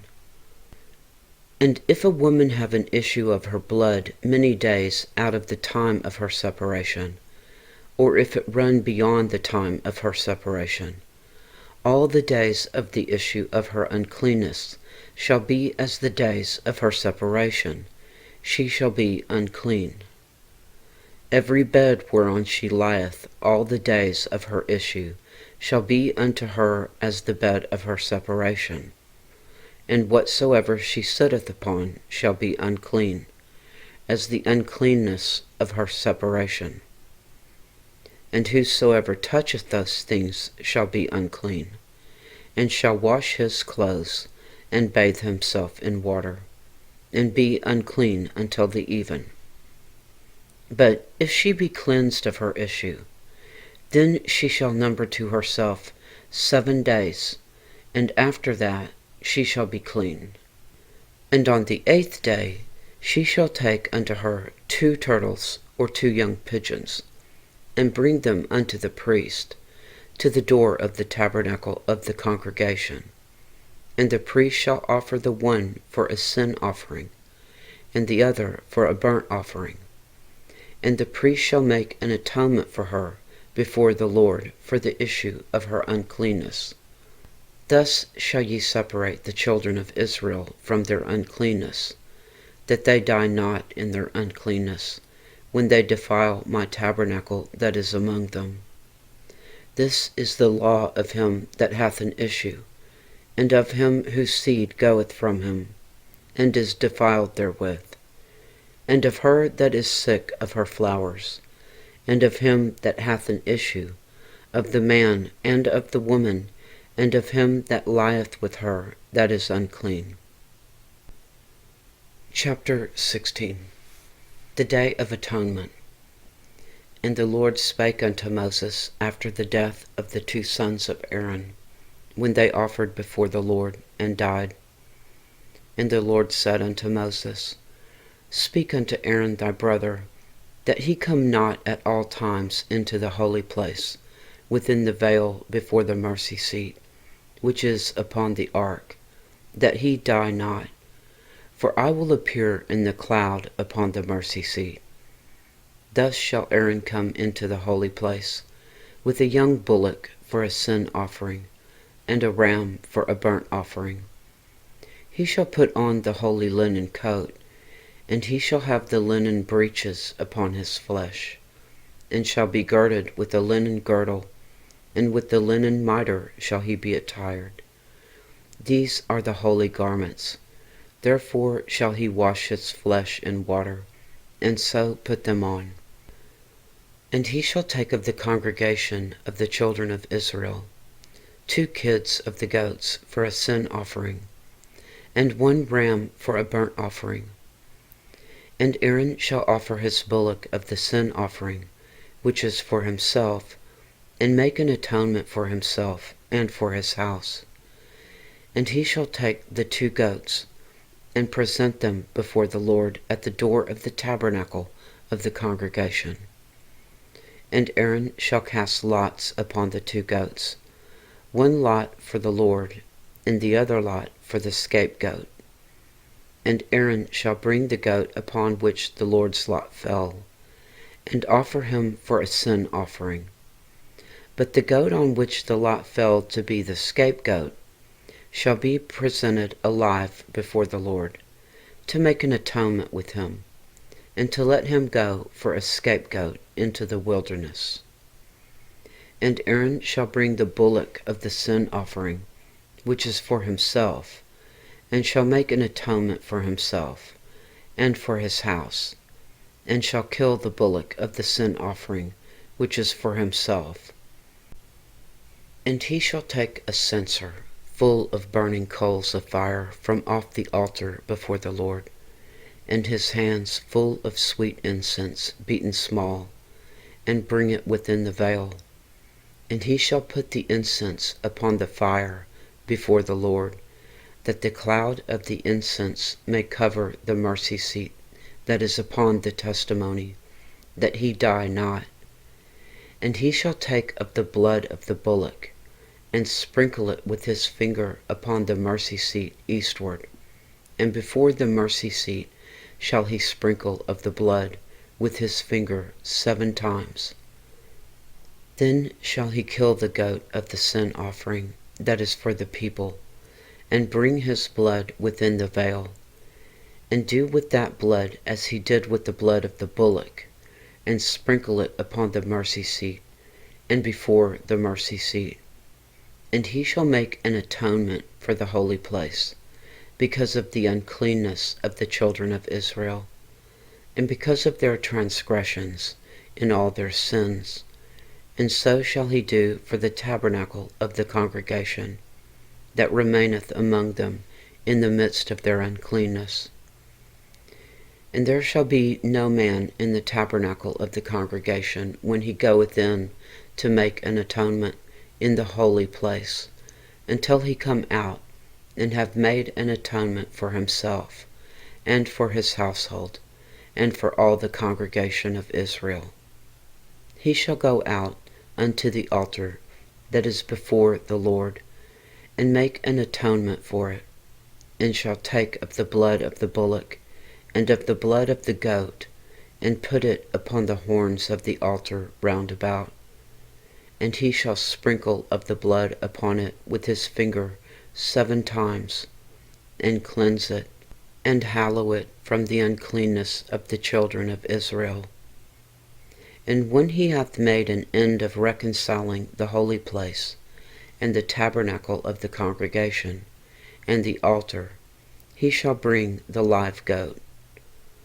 And Aaron shall lay both hands upon the head of the live goat, and confess over him all the iniquities of the children of Israel, and all their transgressions, in all their sins, putting them upon the head of the goat, and shall send him away by the hand of a fit man into the wilderness.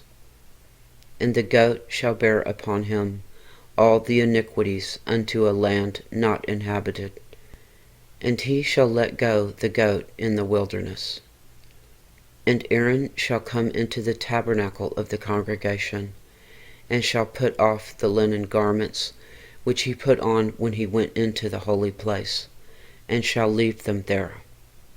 And he shall wash his feet with water in the holy place, and put on his garments, and come forth, and offer his burnt offering, and the burnt offering of the people, and make an atonement for himself and for the people.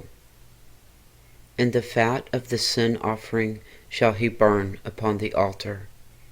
And he that let go the goat for the scapegoat shall wash his clothes, and bathe his flesh in water, and afterward come into the camp. And the bullock for the sin offering, and the goat for the sin offering, whose blood was brought in to make atonement in the holy place, shall one carry forth without the camp, and they shall burn in the fire their skins, and their flesh, and their dung. And he that burneth them shall wash his clothes, and bathe his flesh in water, and afterward he shall come into the camp. And this shall be a statute forever unto you, that in the 7th month, on the 10th day of the month, ye shall afflict your souls, and do no work at all, whether it be one of your own country, or a stranger that sojourneth among you. For on that day shall the priest make an atonement for you, to cleanse you, that ye may be clean from all your sins before the Lord.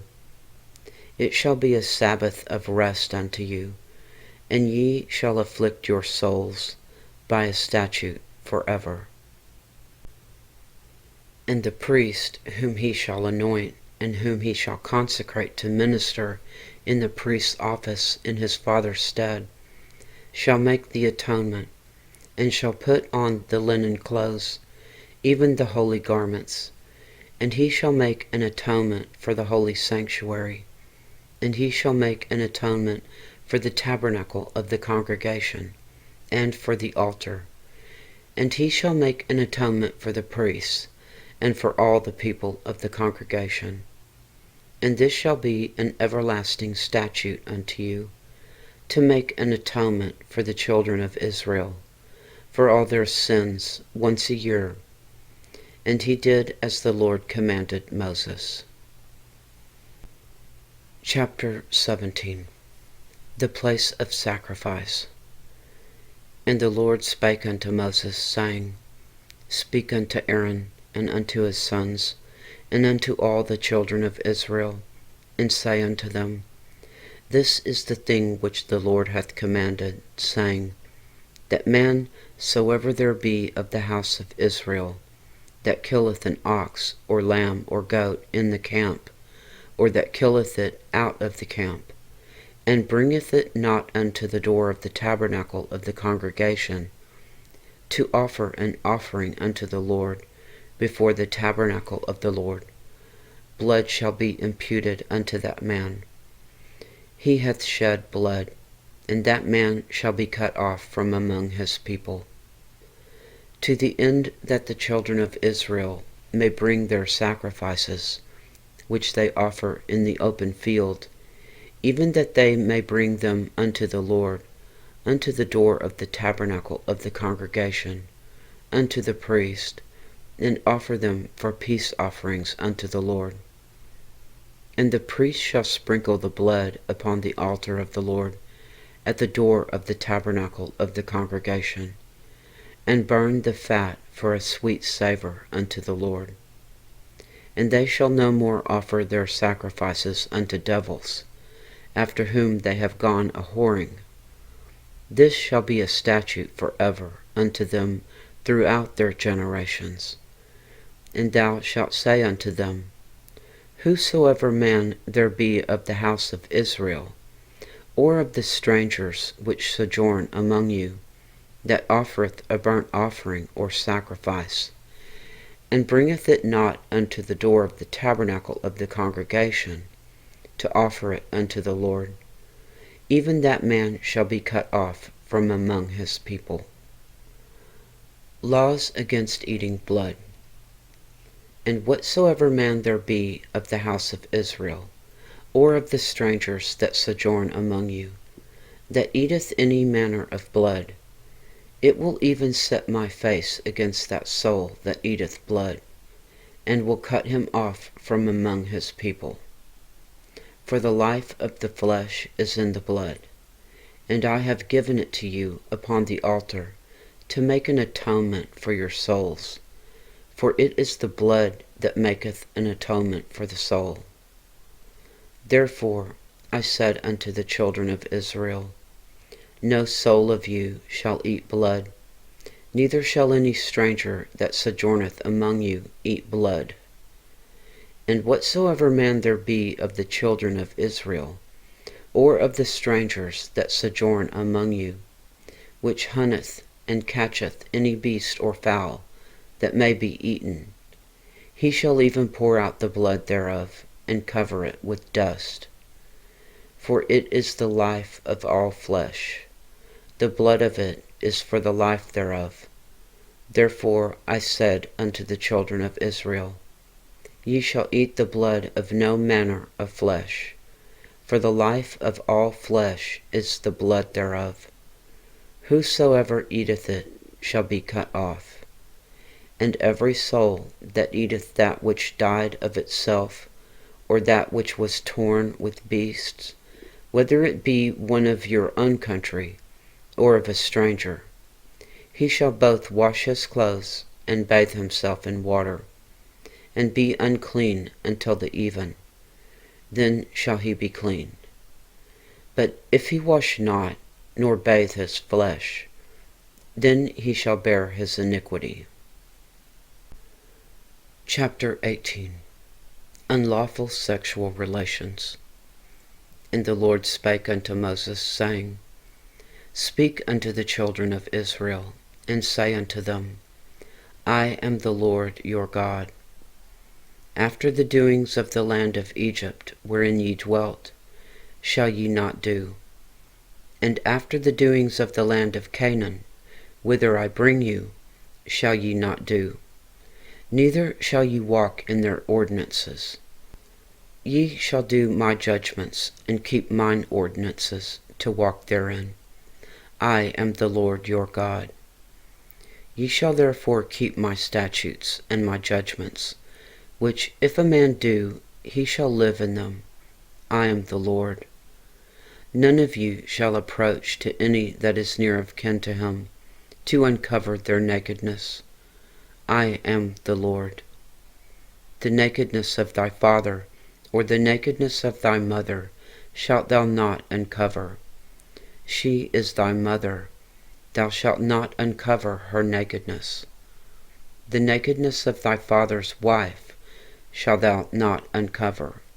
It is thy father's nakedness. The nakedness of thy sister, the daughter of thy father, or daughter of thy mother, whether she be born at home or born abroad, even their nakedness thou shalt not uncover.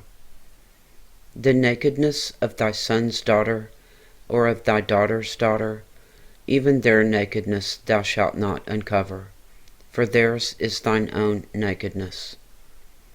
The nakedness of thy father's wife's daughter, begotten of thy father, she is thy sister. Thou shalt not uncover her nakedness. Thou shalt not uncover the nakedness of thy father's sister. She is thy father's near kinswoman. Thou shalt not uncover the nakedness of thy mother's sister, for she is thy mother's near kinswoman. Thou shalt not uncover the nakedness of thy father's brother. Thou shalt not approach to his wife. She is thine aunt. Thou shalt not uncover the nakedness of thy daughter-in-law. She is thy son's wife. Thou shalt not uncover her nakedness. Thou shalt not uncover the nakedness of thy brother's wife. It is thy brother's nakedness. Thou shalt not uncover the nakedness of a woman and her daughter. Neither shalt thou take her son's daughter, or her daughter's daughter, to uncover her nakedness, for they are her near kinswomen. It is wickedness. Neither shalt thou take a wife to her sister, to vex her, to uncover her nakedness, beside the other in her lifetime. Also thou shalt not approach unto a woman to uncover her nakedness, as long as she is put apart from her uncleanness. Moreover, thou shalt not lie carnally with thy neighbor's wife, to defile thyself with her.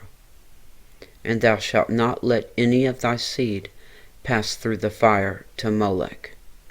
Neither shalt thou profane the name of thy God. I am the Lord. Thou shalt not lie with mankind as with womankind. It is abomination. Neither shalt thou lie with any beast to defile thyself therewith. Neither shall any woman stand before a beast to lie down thereto. It is confusion. Defile not ye yourselves in any of these things, for in all these the nations are defiled, which I cast out before you.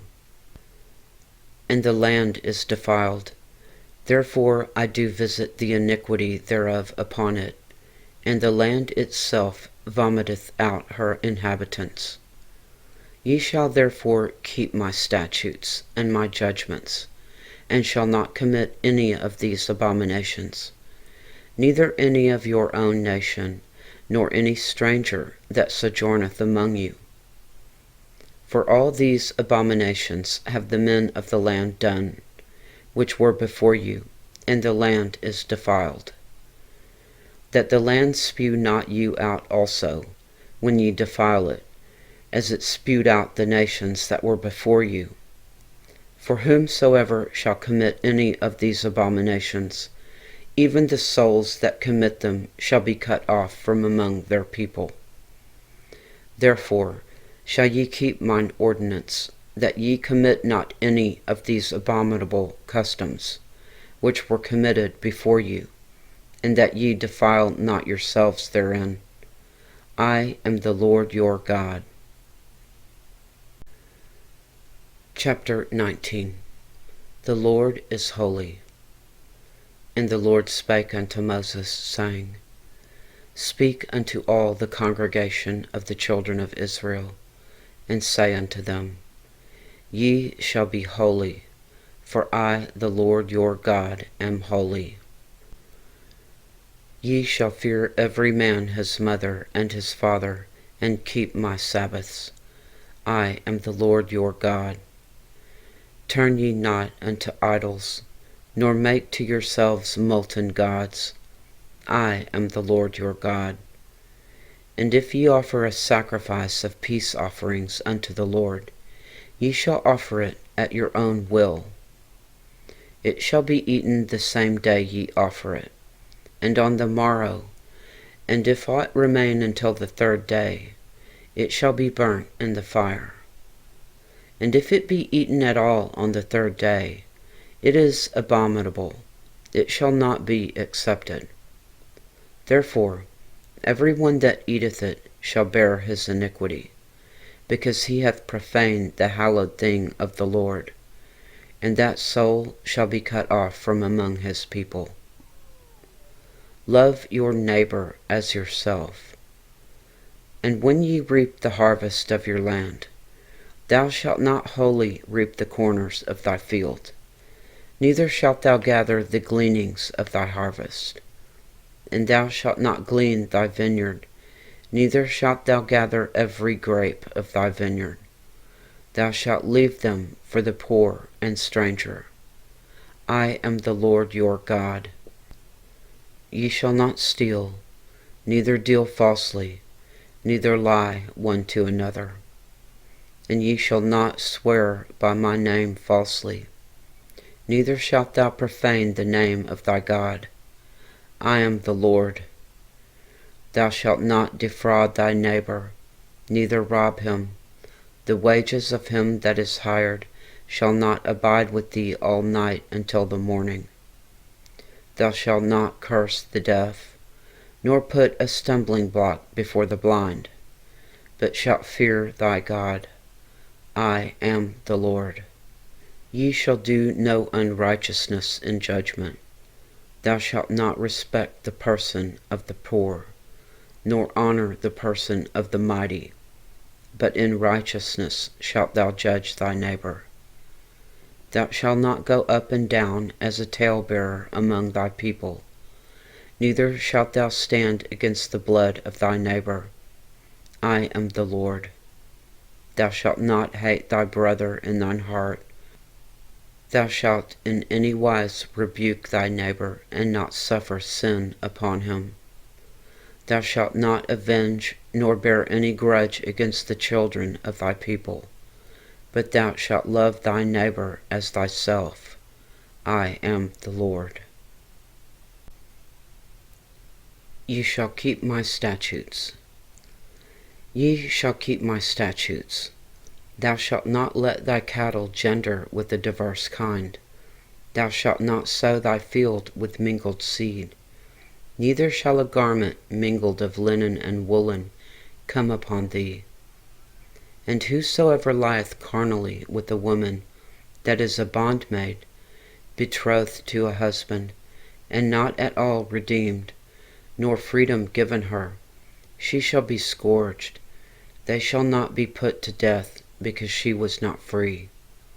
And he shall bring his trespass offering unto the Lord, unto the door of the tabernacle of the congregation, even a ram for a trespass offering. And the priest shall make an atonement for him with the ram of the trespass offering before the Lord for his sin which he hath done, and the sin which he hath done shall be forgiven him. And when ye shall come into the land, and shall have planted all manner of trees for food, then ye shall count the fruit thereof as uncircumcised. 3 years shall it be as uncircumcised unto you, and it shall not be eaten of. But in the 4th year all the fruit thereof shall be holy, to praise the Lord withal. And in the 5th year ye shall eat of the fruit thereof, that it may yield unto you the increase thereof. I am the Lord your God. Ye shall not eat anything with the blood, neither shall ye use enchantment, nor observe times. Ye shall not round the corners of your heads, neither shalt thou mar the corners of thy beard. Ye shall not make any cuttings in your flesh for the dead, nor print any marks upon you. I am the Lord. Do not prostitute thy daughter, to cause her to be a whore, lest the land fall to whoredom, and the land become full of wickedness. Ye shall keep my Sabbaths, and reverence my sanctuary. I am the Lord. Regard not them that have familiar spirits, neither seek after wizards, to be defiled by them. I am the Lord your God. Thou shalt rise up before the hoary head, and honor the face of the old man, and fear thy God. I am the Lord. And if a stranger sojourn with thee in your land, ye shall not vex him. But the stranger that dwelleth with you shall be unto you as one born among you, and thou shalt love him as thyself, for ye were strangers in the land of Egypt. I am the Lord your God. Ye shall do no unrighteousness in judgment, in mediyard, in weight, or in measure. Just balances, just weights, and just ephah, and a just hin shall ye have. I am the Lord your God, which brought you out of the land of Egypt. Therefore shall ye observe all my statutes, and all my judgments, and do them. I am the Lord. Chapter 20. Punishment for child sacrifice. And again the Lord spake unto Moses, saying, Again thou shalt say to the children of Israel, Whosoever he be of the children of Israel, or of the strangers that sojourn in Israel, that giveth any of his seed to Molech, he shall surely be put to death. The people of the land shall stone him with stones. And I will set my face against that man, and will cut him off from among his people, that he hath given of his seed unto Molech, to defile my sanctuary, and to profane my holy name. And if the people of the land do any ways hide their eyes from the man, when he giveth of his seed unto Molech, and kill him not, then I will set my face against that man, and against his family, and will cut him off, and all that go a-whoring after him, to commit whoredom with Molech, from among their people. And the soul that turneth after such as have familiar spirits, and after wizards, to go a-whoring after them, I will even set my face against that soul, and will cut him off from among his people. Sanctify yourselves, therefore, and be ye holy, for I am the Lord your God, and ye shall keep my statutes, and do them. I am the Lord which sanctify you. For every one that curseth his father or his mother shall be surely put to death. He hath cursed his father or his mother, his blood shall be upon him. Punishments for sexual immorality. And the man that committeth adultery with another man's wife, even he that committeth adultery with his neighbor's wife, the adulterer and the adulteress shall surely be put to death.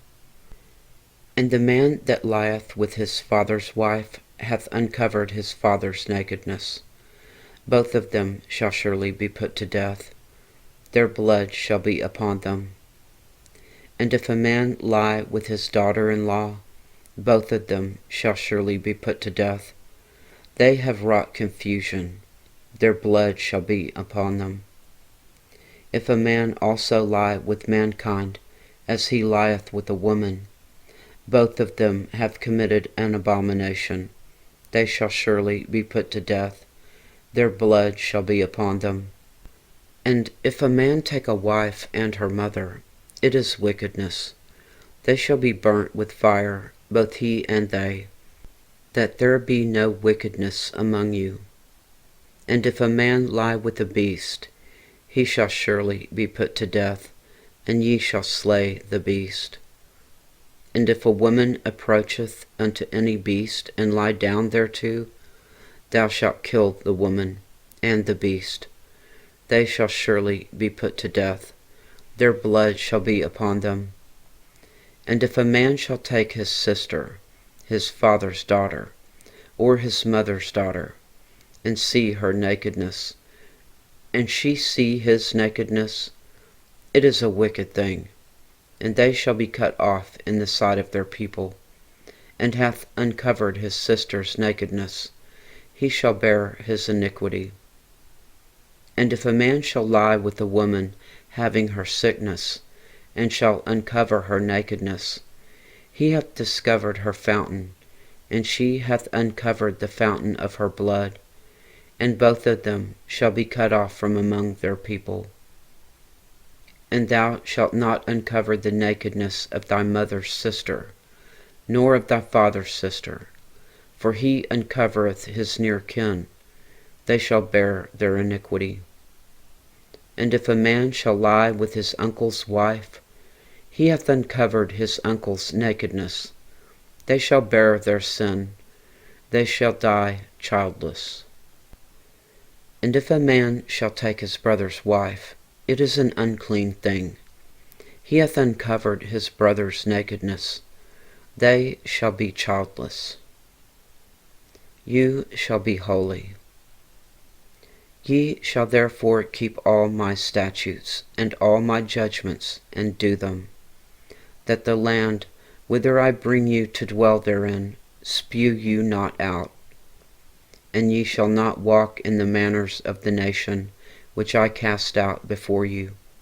For they committed all these things, and therefore I abhorred them.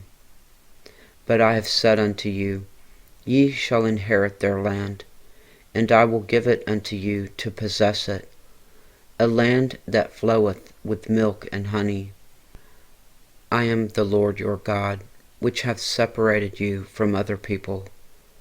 Ye shall therefore put difference between the clean beasts and unclean, and between unclean fowls and clean. And ye shall not make your souls abominable by beast, or by fowl, or by any manner of living thing that creepeth on the ground, which I have separated from you as unclean. And ye shall be holy unto me, for I the Lord am holy, and have severed you from other people, that ye should be mine. A man also or woman that hath a familiar spirit, or that is a wizard, shall surely be put to death. They shall stone them with stones, their blood shall be upon them. Chapter 21. Holiness and Priests. And the Lord said unto Moses, Speak unto the priests, the sons of Aaron, and say unto them, There shall none be defiled for the dead among his people, but for his kin that is near unto him, that is, for his mother, and for his father, or for his son, and for his daughter, and for his brother, and for his sister a virgin, that is nigh unto him, which hath had no husband, for her may he be defiled.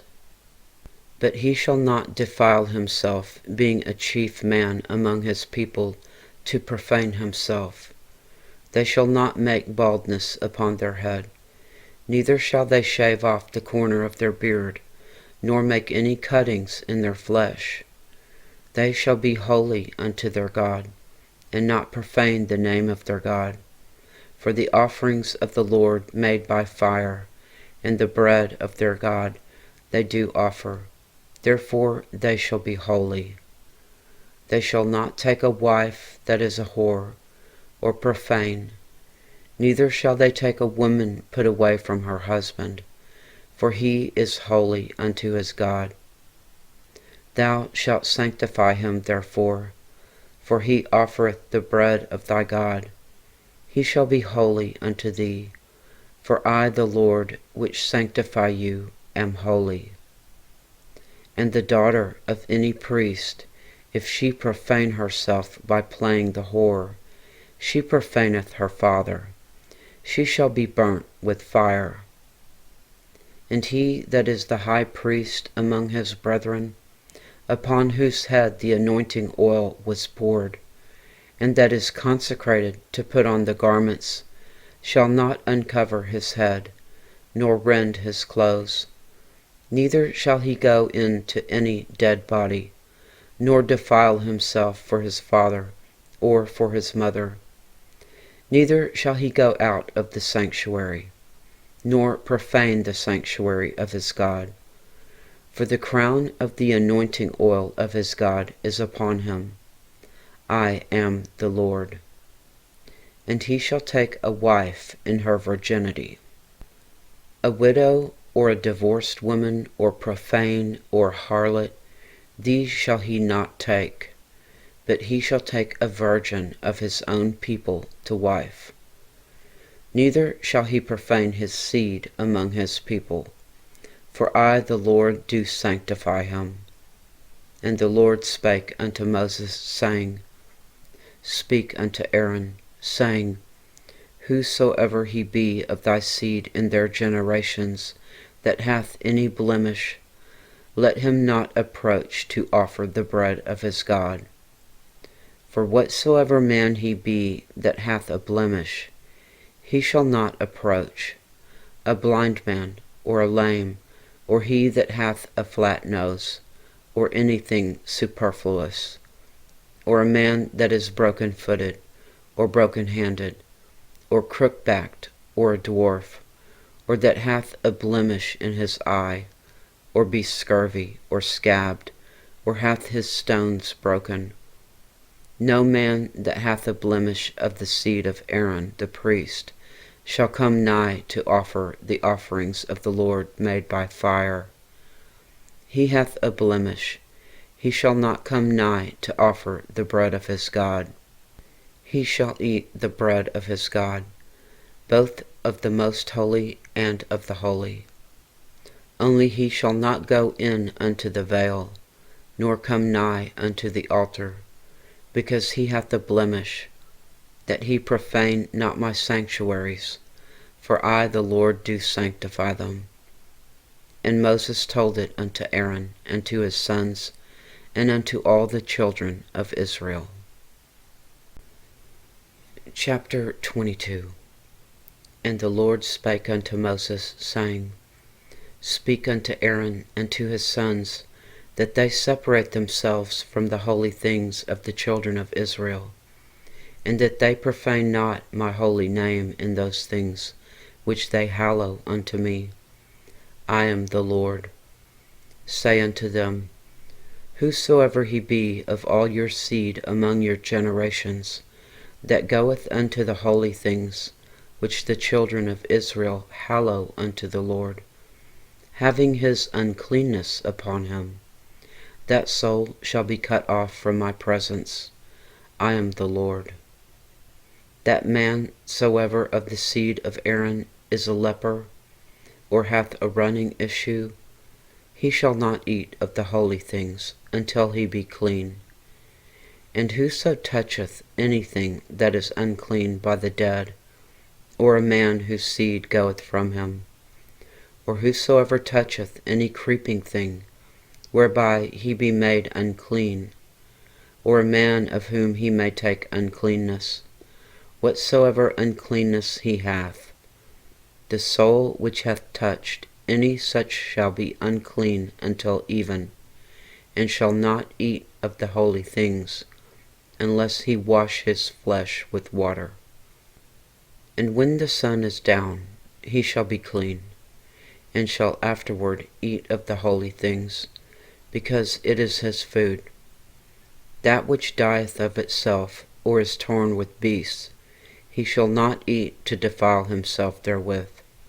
I am the Lord. They shall therefore keep mine ordinance, lest they bear the sin for it, and die therefore, if they profane it. I the Lord do sanctify them. There shall no stranger eat of the holy thing. A sojourner of the priest, or a hired servant, shall not eat of the holy thing. But if the priest buy any soul with his money, he shall eat of it. And he that is born in his house, they shall eat of his meat. If the priest's daughter also be married unto a stranger, she may not eat of an offering of the holy things. But if the priest's daughter be a widow or divorced, and have no child, and is returned unto her father's house, as in her youth, she shall eat of her father's meat, but there shall no stranger eat thereof. And if a man eat of the holy thing unwittingly, then he shall put the 5th part thereof unto it, and shall give it unto the priest with the holy thing. And they shall not profane the holy things of the children of Israel, which they offer unto the Lord, or suffer them to bear the iniquity of trespass when they eat their holy things, for I the Lord do sanctify them. Acceptable offerings. And the Lord spake unto Moses, saying, Speak unto Aaron and to his sons, and unto all the children of Israel, and say unto them, Whatsoever he be of the house of Israel, or of the strangers in Israel, that will offer his oblation for all his vows, and for all his free will offerings, which they will offer unto the Lord for a burnt offering, ye shall offer at your own will a male without blemish of the beeves, of the sheep, or of the goats. And whatsoever hath a blemish, that ye shall not offer, for it shall not be acceptable for you. And whosoever offereth a sacrifice of peace offerings unto the Lord to accomplish his vow, or a free will offering in beeves or sheep, it shall be perfect to be accepted. There shall be no blemish therein. Blind or broken or maimed or having a wen or scurvy or scabbed, ye shall not offer these unto the Lord, nor make an offering by fire of them upon the altar unto the Lord. Either a bullock or a lamb that hath anything superfluous or lacking in his parts, that mayest thou offer for a free will offering, but for a vow it shall not be accepted. Ye shall not offer unto the Lord that which is bruised, or crushed, or broken, or cut, neither shall ye make any offering thereof in your land. Neither from a stranger's hand shall ye offer the bread of your God of any of these, because their corruption is in them, and blemishes be in them. They shall not be accepted for you. And the Lord spake unto Moses, saying, When a bullock or a sheep or a goat is brought forth, then it shall be 7 days under the dam, and from the 8th day and thenceforth it shall be accepted for an offering made by fire unto the Lord. And whether it be cow or ewe, ye shall not kill it and her young both in 1 day. And when ye will offer a sacrifice of thanksgiving unto the Lord, offer it at your own will. On the same day it shall be eaten up. Ye shall leave none of it until the morrow. I am the Lord. Therefore shall ye keep my commandments and do them. I am the Lord. Neither shall ye profane my holy name, but I will be hallowed among the children of Israel. I am the Lord which hallow you, that brought you out of the land of Egypt, to be your God. I am the Lord. Chapter 23. Feasts of the Lord. And the Lord spake unto Moses, saying, Speak unto the children of Israel, and say unto them, concerning the feasts of the Lord, which ye shall proclaim to be holy convocations, even these are my feasts. The Sabbath. 6 days shall work be done, but the 7th day is the Sabbath of rest, a holy convocation. Ye shall do no work therein. It is the Sabbath of the Lord in all your dwellings. The Passover. These are the feasts of the Lord, even holy convocations, which ye shall proclaim in their seasons. In the 14th day of the 1st month, at even, is the Lord's Passover. And on the 15th day of the same month is the feast of unleavened bread unto the Lord. 7 days ye must eat unleavened bread. In the 1st day ye shall have a holy convocation. Ye shall do no servile work therein, but ye shall offer an offering made by fire unto the Lord 7 days. In the 7th day is a holy convocation. Ye shall do no servile work therein. The feast of firstfruits. And the Lord spake unto Moses, saying, Speak unto the children of Israel, and say unto them, When ye be come into the land which I give unto you, and shall reap the harvest thereof, then ye shall bring a sheaf of the first fruits of your harvest unto the priest. And he shall wave the sheaf before the Lord, to be accepted for you. On the morrow after the Sabbath the priest shall wave it. And ye shall offer that day, when ye wave the sheaf, a he-lamb without blemish of the first year, for a burnt offering unto the Lord. And the meat offering thereof shall be 2/10 deals of fine flour mingled with oil, an offering made by fire unto the Lord, for a sweet savour. And the drink offering thereof shall be of wine, the 4th part of a hin. And ye shall eat neither bread, nor parched corn, nor green ears, until the selfsame day that ye have brought an offering unto your God. It shall be a statute forever throughout your generations, in all your dwellings. The Feast of Weeks. And ye shall count unto you from the morrow after the Sabbath, from the day that ye brought the sheaf of the wave offering. 7 Sabbaths shall be complete.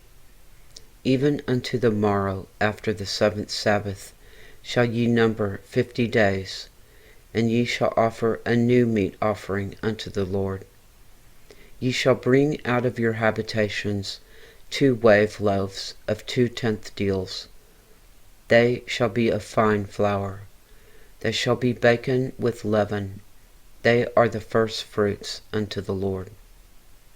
And ye shall offer with the bread 7 lambs without blemish of the first year, and 1 bullock, and 2 rams. They shall be for a burnt offering unto the Lord, with their meat offering, and their drink offerings, even an offering made by fire of sweet savour unto the Lord. Then ye shall sacrifice 1 kid of the goats for a sin offering, and 2 lambs of the first year, for a sacrifice of peace offerings. And the priest shall wave them with the bread of the first fruits, for a wave offering before the Lord, with the 2 lambs. They shall be holy to the Lord for the priest. And ye shall proclaim on the selfsame day, that it may be a holy convocation unto you. Ye shall do no servile work therein. It shall be a statute forever in all your dwellings throughout your generations. And when ye reap the harvest in your land, thou shalt not make clean riddance of the corners of thy field when thou reapest, neither shalt thou gather any gleanings of the harvest. Thou shalt leave them unto the poor and to the stranger. I am the Lord your God. The Feast of Trumpets. And the Lord spake unto Moses, saying, Speak unto the children of Israel, saying, In the 7th month, in the 1st day of the month, shall ye have a Sabbath, a memorial of blowing of trumpets, a holy convocation. Ye shall do no servile work therein, but ye shall offer an offering made by fire unto the Lord. The Day of Atonement. And the Lord spake unto Moses, saying, Also on the 10th day of this 7th month there shall be a day of atonement. It shall be a holy convocation unto you, and ye shall afflict your souls, and offer an offering made by fire unto the Lord. And ye shall do no work in that same day, for it is a day of atonement, to make an atonement for you before the Lord your God. For whatsoever soul it be that shall not be afflicted in that same day, he shall be cut off from among his people. And whatsoever soul it be that doeth any work in that selfsame day, the same soul will I destroy from among his people. Ye shall do no manner of work. It shall be a statute forever throughout your generations, in all your dwellings. And it shall be unto you a Sabbath of rest. and ye shall afflict your souls. In the 9th day of the month at even, from even unto even, shall ye celebrate your Sabbath. The Feast of Booths. And the Lord spake unto Moses, saying, Speak unto the children of Israel, saying, The 15th day of this 7th month shall be the Feast of Tabernacles, for 7 days unto the Lord. On the 1st day shall be a holy convocation. Ye shall do no servile work therein. 7 days ye shall offer an offering made by fire unto the Lord. On the 8th day shall be a holy convocation unto you, and ye shall offer an offering made by fire unto the Lord. It is a solemn assembly, and ye shall do no servile work therein. These are the feasts of the Lord, which ye shall proclaim to be holy convocations, to offer an offering made by fire unto the Lord, a burnt offering, and a meat offering, a sacrifice, and drink offerings, everything upon his day. Beside the Sabbaths of the Lord, and beside your gifts, and beside all your vows, and beside all your free will offerings, which ye give unto the Lord. Also in the 15th day of the 7th month, when ye have gathered in the fruit of the land, ye shall keep a feast unto the Lord 7 days.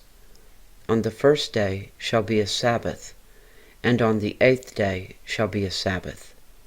And ye shall take you on the 1st day the boughs of goodly trees, branches of palm trees, and the boughs of thick trees, and willows of the brook. And ye shall rejoice before the Lord your God 7 days. And ye shall keep it a feast unto the Lord 7 days in the year. It shall be a statute forever in your generations. Ye shall celebrate it in the 7th month. Ye shall dwell in booths 7 days. All that are Israelites born shall dwell in booths, that your generations may know that I made the children of Israel to dwell in booths when I brought them out of the land of Egypt. I am the Lord your God. And Moses declared unto the children of Israel the feasts of the Lord. Chapter 24. The Lamps. And the Lord spake unto Moses, saying, Command the children of Israel that they bring unto thee pure oil olive beaten for the light, to cause the lamps to burn continually. Without the veil of the testimony in the tabernacle of the congregation shall Aaron order it from evening unto the morning before the Lord continually. It shall be a statute forever in your generations. He shall order the lamps upon the pure candlestick before the Lord continually. Bread for the tabernacle. And thou shalt take fine flour, and bake 12 cakes thereof.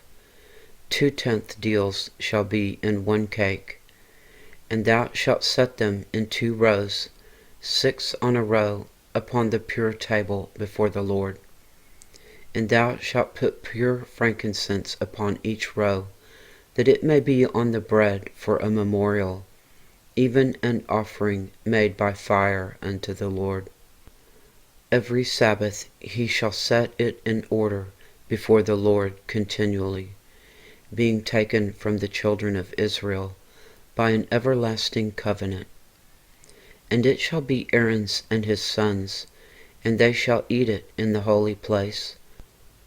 For it is most holy unto him of the offerings of the Lord made by fire, by a perpetual statute. Punishment for blasphemy. And the son of an Israelitish woman, whose father was an Egyptian, went out among the children of Israel. And this son of the Israelitish woman and a man of Israel strove together in the camp. And the Israelitish woman's son blasphemed the name of the Lord, and cursed. And they brought him unto Moses. And his mother's name was Shelomith, the daughter of Dibri, of the tribe of Dan. And they put him in ward, that the mind of the Lord might be showed them. And the Lord spake unto Moses, saying, Bring forth him that hath cursed without the camp, and let all that heard him lay their hands upon his head, and let all the congregation stone him. And thou shalt speak unto the children of Israel, saying, Whosoever curseth his God shall bear his sin. And he that blasphemeth the name of the Lord, he shall surely be put to death, and all the congregation shall certainly stone him, as well the stranger as he that is born in the land, when he blasphemeth the name of the Lord, shall be put to death. An eye for an eye. And he that killeth any man shall surely be put to death. And he that killeth a beast shall make it good, beast for beast. And if a man cause a blemish in his neighbor, as he hath done, so shall it be done to him. Breach for breach, eye for eye, tooth for tooth. As he hath caused a blemish in a man, so shall it be done to him again. And he that killeth a beast, he shall restore it. And he that killeth a man, he shall be put to death. Ye shall have one manner of law, as well as for the stranger, as for one of your own country, for I am the Lord your God. And Moses spake to the children of Israel, that they should bring forth him that had cursed out of the camp, and stone him with stones. And the children of Israel did as the Lord commanded Moses. Chapter 25. The Sabbath Year. And the Lord spake unto Moses in Mount Sinai, saying, Speak unto the children of Israel, and say unto them, When ye come into the land which I give you, then shall the land keep a Sabbath unto the Lord. 6 years thou shalt sow thy field, and 6 years thou shalt prune thy vineyard, and gather in the fruit thereof. But in the 7th year shall be a Sabbath of rest unto the land, a Sabbath for the Lord. Thou shalt neither sow thy field, nor prune thy vineyard. That which groweth of its own accord of thy harvest thou shalt not reap, neither gather the grapes of thy vine undressed, for it is a year of rest unto the land. And the Sabbath of the land shall be meat for you, for thee, and for thy servant, and for thy maid, and for thy hired servant, and for thy stranger that sojourneth with thee, and for thy cattle, and for the beasts that are in thy land, shall all the increase thereof be meat. The year of Jubilee. And thou shalt number 7 Sabbaths of years unto thee, 7 times 7 years, and the space of the 7 Sabbaths of years shall be unto thee 49 years. Then shalt thou cause the trumpet of the Jubilee to sound on the 10th day of the 7th month. In the day of atonement shall ye make the trumpet sound throughout all your land. And ye shall hallow the 50th year, and proclaim liberty throughout all the land, unto all the inhabitants thereof. It shall be a jubilee unto you, and ye shall return every man unto his possession, and ye shall return every man unto his family. A jubilee shall that 50th year be unto you. Ye shall not sow, neither reap that which groweth of itself in it, nor gather the grapes in it of thy vine undressed. For it is the Jubilee, it shall be holy unto you. Ye shall eat the increase thereof out of the field. In the year of this Jubilee ye shall return every man unto his possession. And if thou sell aught unto thy neighbor, or buyest aught of thy neighbor's hand, ye shall not oppress one another. According to the number of years after the Jubilee thou shalt buy of thy neighbor, and according unto the number of years of the fruits he shall sell unto thee.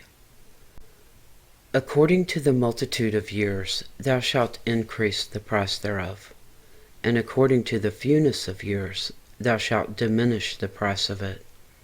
For according to the number of the years of the fruits doth he sell unto thee. Ye shall not therefore oppress one another, but thou shalt fear thy God, for I am the Lord your God. Wherefore ye shall do my statutes, and keep my judgments, and do them, and ye shall dwell in the land in safety. And the land shall yield her fruit, and ye shall eat your fill, and dwell therein in safety. And if ye shall say, What shall we eat the 7th year? Behold, we shall not sow nor gather in our increase. Then I will command my blessing upon you in the 6th year, and it shall bring forth fruit for 3 years. And ye shall sow the 8th year, and eat yet of old fruit until the 9th year. Until her fruits come in, ye shall eat of the old store. Redemption of property. The land shall not be sold forever, for the land is mine, for ye are strangers and sojourners with me. And in all the land of your possession ye shall grant a redemption for the land. If thy brother be waxen poor, and hath sold away some of his possession, and if any of his kin come to redeem it, then shall he redeem that which his brother sold. And if the man have none to redeem it, and himself be able to redeem it, then let him count the years of the sale thereof, and restore the overplus unto the man to whom he sold it, that he may return unto his possession. But if he be not able to restore it to him, then that which is sold shall remain in the hand of him that bought it until the year of Jubilee, and in the Jubilee it shall go out, and he shall return unto his possession. And if a man selling a dwelling house in a walled city, then he may redeem it within a whole year after it is sold. Within a full year may he redeem it. And if it not be redeemed within the space of a full year, then the house that is in the walled city shall be established forever to him that bought it throughout his generations. It shall not go out in the Jubilee. But the houses of the villages which have no wall round about them shall be counted as the fields of the country. They may be redeemed, and they shall go out in the Jubilee. Notwithstanding the cities of the Levites, and the houses of the cities of their possession, may the Levites redeem at any time. And if a man purchase of the Levites, then the house that was sold, and the city of his possession, shall go out in the year of Jubilee. For the houses of the cities of the Levites are their possession among the children of Israel. But the field of the suburbs of their cities may not be sold, for it is their perpetual possession. Kindness for poor brothers. And if thy brother be waxen poor, and fallen in decay with thee, then thou shalt relieve him, yea, though he be a stranger, or a sojourner, that he may live with thee. Take thou no usury of him, or increase, but fear thy God, that thy brother may live with thee. Thou shalt not give him thy money upon usury, nor lend him thy victuals for increase. I am the Lord your God, which brought you forth out of the land of Egypt, to give you the land of Canaan, and to be your God.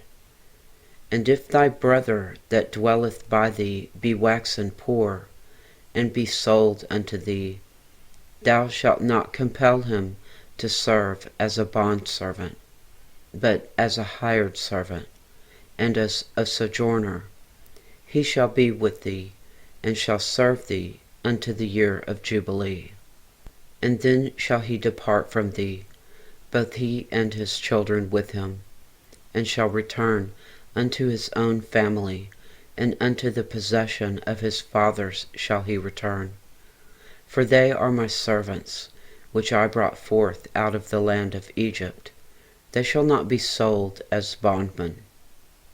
Thou shalt not rule over him with rigor, but shalt fear thy God. Both thy bondmen and thy bondsmaids, which thou shalt have, shall be of the heathen that are round about you. Of them shall ye buy bondmen and bondmaids.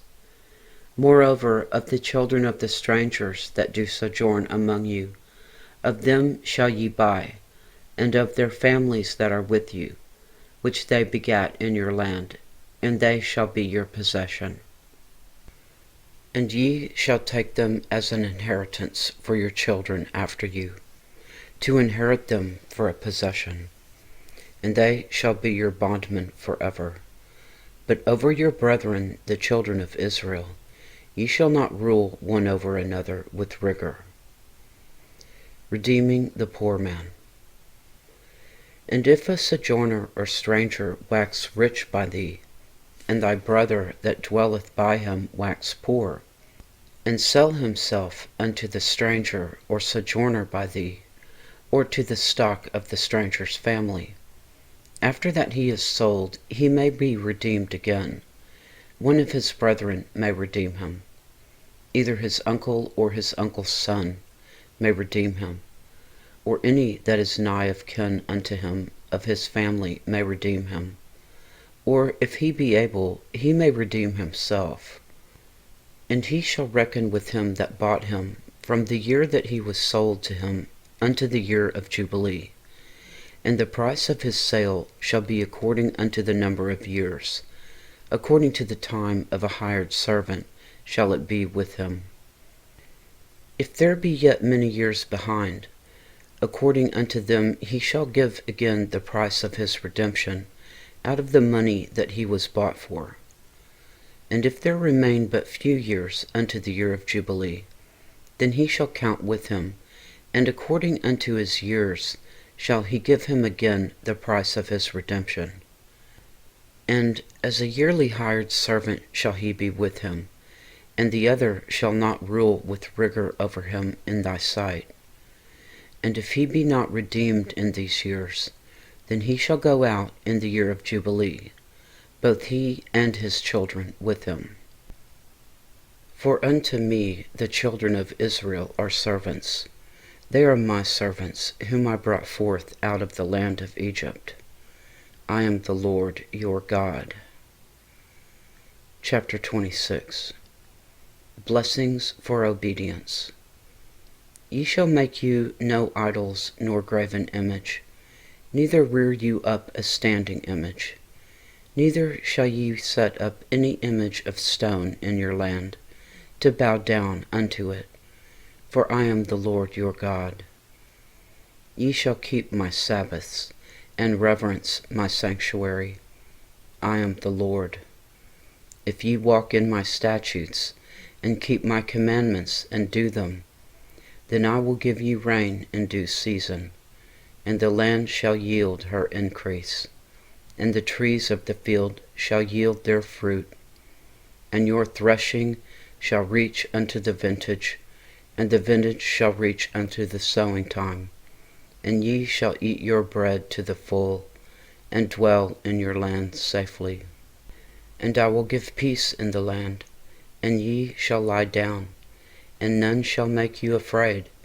And I will rid evil beasts out of the land, neither shall the sword go through your land.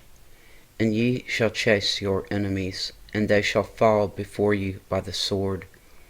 And 5 of you shall chase 100, and 100 of you shall put 10,000 to flight. And your enemies shall fall before you by the sword. For I will have respect unto you, and make you fruitful, and multiply you. and establish my covenant with you. And ye shall eat old store, and bring forth the old because of the new. And I will set my tabernacle among you, and my soul shall not abhor you. And I will walk among you, and will be your God, and ye shall be my people. I am the Lord your God, which brought you forth out of the land of Egypt, that ye should not be their bondmen. And I have broken the bands of your yoke, and made you go upright. Punishment for disobedience. But if ye will not hearken unto me, and will not do all these commandments, and if ye shall despise my statutes, or if your soul abhor my judgments, so that ye will not do all my commandments, but that ye break my covenant, I will do this unto you. I will even appoint over you terror, consumption, and the burning ague, that shall consume the eyes, and cause sorrow of heart.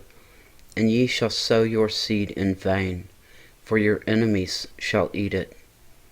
And I will set my face against you, and ye shall be slain before your enemies.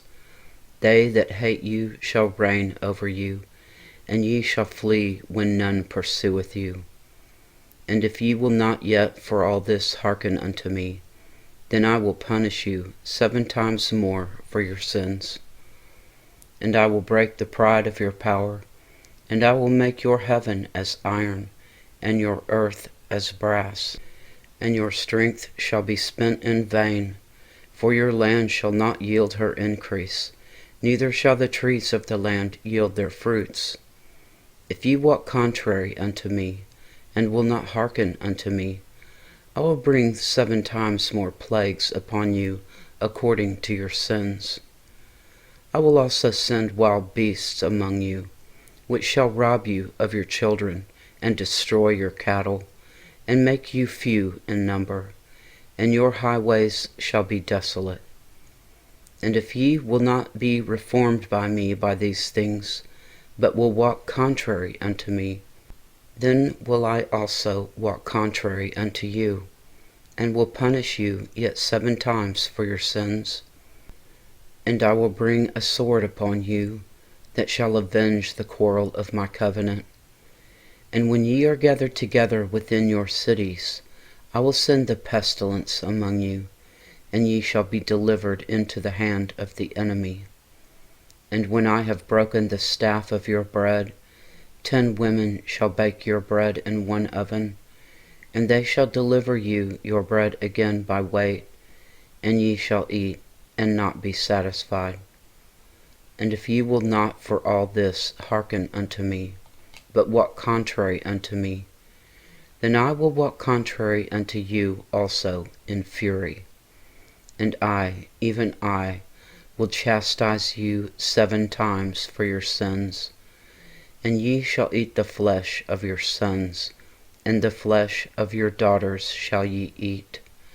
And I will destroy your high places, and cut down your images, and cast your carcasses upon the carcasses of your idols, and my soul shall abhor you. And I will make your cities waste, and bring your sanctuaries unto desolation. And I will not smell the savor of your sweet odors. And I will bring the land into desolation, and your enemies which dwell therein shall be astonished at it. And I will scatter you among the heathen, and will draw out a sword after you, and your land shall be desolate, and your cities waste.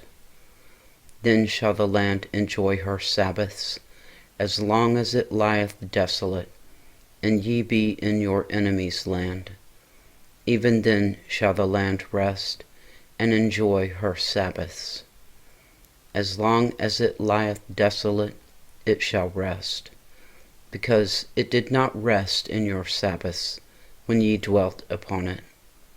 And upon them that are left alive of you, I will send a faintness into their hearts in the lands of their enemies, and the sound of a shaken leaf shall chase them, and they shall flee, as fleeing from a sword, and they shall fall when none pursueth.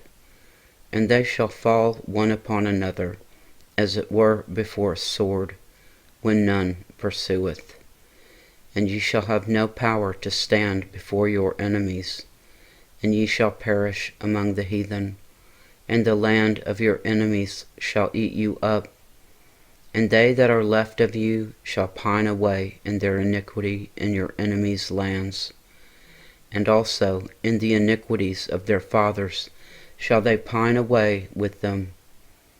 And if they shall confess their iniquity, and the iniquity of their fathers, with their trespass which they trespassed against me, and that also they have walked contrary unto me, and that I also have walked contrary unto them, and have brought them into the land of their enemies, if then their uncircumcised hearts be humbled, and they then accept the punishment of their iniquity, then will I remember my covenant with Jacob, and also my covenant with Isaac, and also my covenant with Abraham will I remember. And I will remember the land, and the land also shall be left of them, and shall enjoy her Sabbaths, while she lieth desolate without them. And they shall accept of the punishment of their iniquity, because they despised my judgments, and because their soul abhorred my statutes. And yet for all that, when they be in the land of their enemies, I will not cast them away, neither will I abhor them, to destroy them utterly, and to break my covenant with them. For I am the Lord their God. But I will for their sakes remember the covenant of their ancestors, whom I brought forth out of the land of Egypt, in the sight of the heathen, that I might be their God. I am the Lord. These are the statutes and judgments and laws which the Lord made between him and the children of Israel in Mount Sinai by the hand of Moses. Chapter 27. Laws about vows. And the Lord spake unto Moses, saying, Speak unto the children of Israel, and say unto them, When a man shall make a singular vow, the person shall be for the Lord by thy estimation. And thy estimation shall be of the male from 20 years old even unto 60 years old. Even thy estimation shall be 50 shekels of silver, after the shekel of the sanctuary. And if it be a female, then thy estimation shall be 30 shekels. And if it be from 5 years old even unto 20 years old, then thy estimation shall be of the male 20 shekels, and for the female 10 shekels. And if it be from a month old even unto 5 years old, then thy estimation shall be of the male 5 shekels of silver, and for the female thy estimation shall be 3 shekels of silver. And if it be from 60 years old and above, if it be a male, then thy estimation shall be 15 shekels, and for the female 10 shekels. And if he be poorer than thy estimation, then he shall present himself before the priest, and the priest shall value him. According to his ability that vowed shall the priest value him. And if it be a beast, whereof men bring an offering unto the Lord, all that any man giveth of such unto the Lord shall be holy. He shall not alter it, nor change it, a good for a bad, or a bad for a good. And if he shall at all change the beast for beast, then it and the exchange thereof shall be holy. And if it be any unclean beast, of which they do not offer a sacrifice unto the Lord, then he shall present the beast before the priest, and the priest shall value it, whether it be good or bad. As thou valuest it, who art the priest, so shall it be. But if he will at all redeem it, then he shall add 1/5 part thereof unto thy estimation. And when a man shall sanctify his house to be holy unto the Lord, then the priest shall estimate it, whether it be good or bad. As the priest shall estimate it, so shall it stand. And if he that sanctified it will redeem his house, then he shall add the 5th part of the money of thy estimation unto it, and it shall be his. And if a man shall sanctify unto the Lord some part of a field of his possession, then thy estimation shall be according to the seed thereof. An omer of barley seed shall be valued at 50 shekels of silver.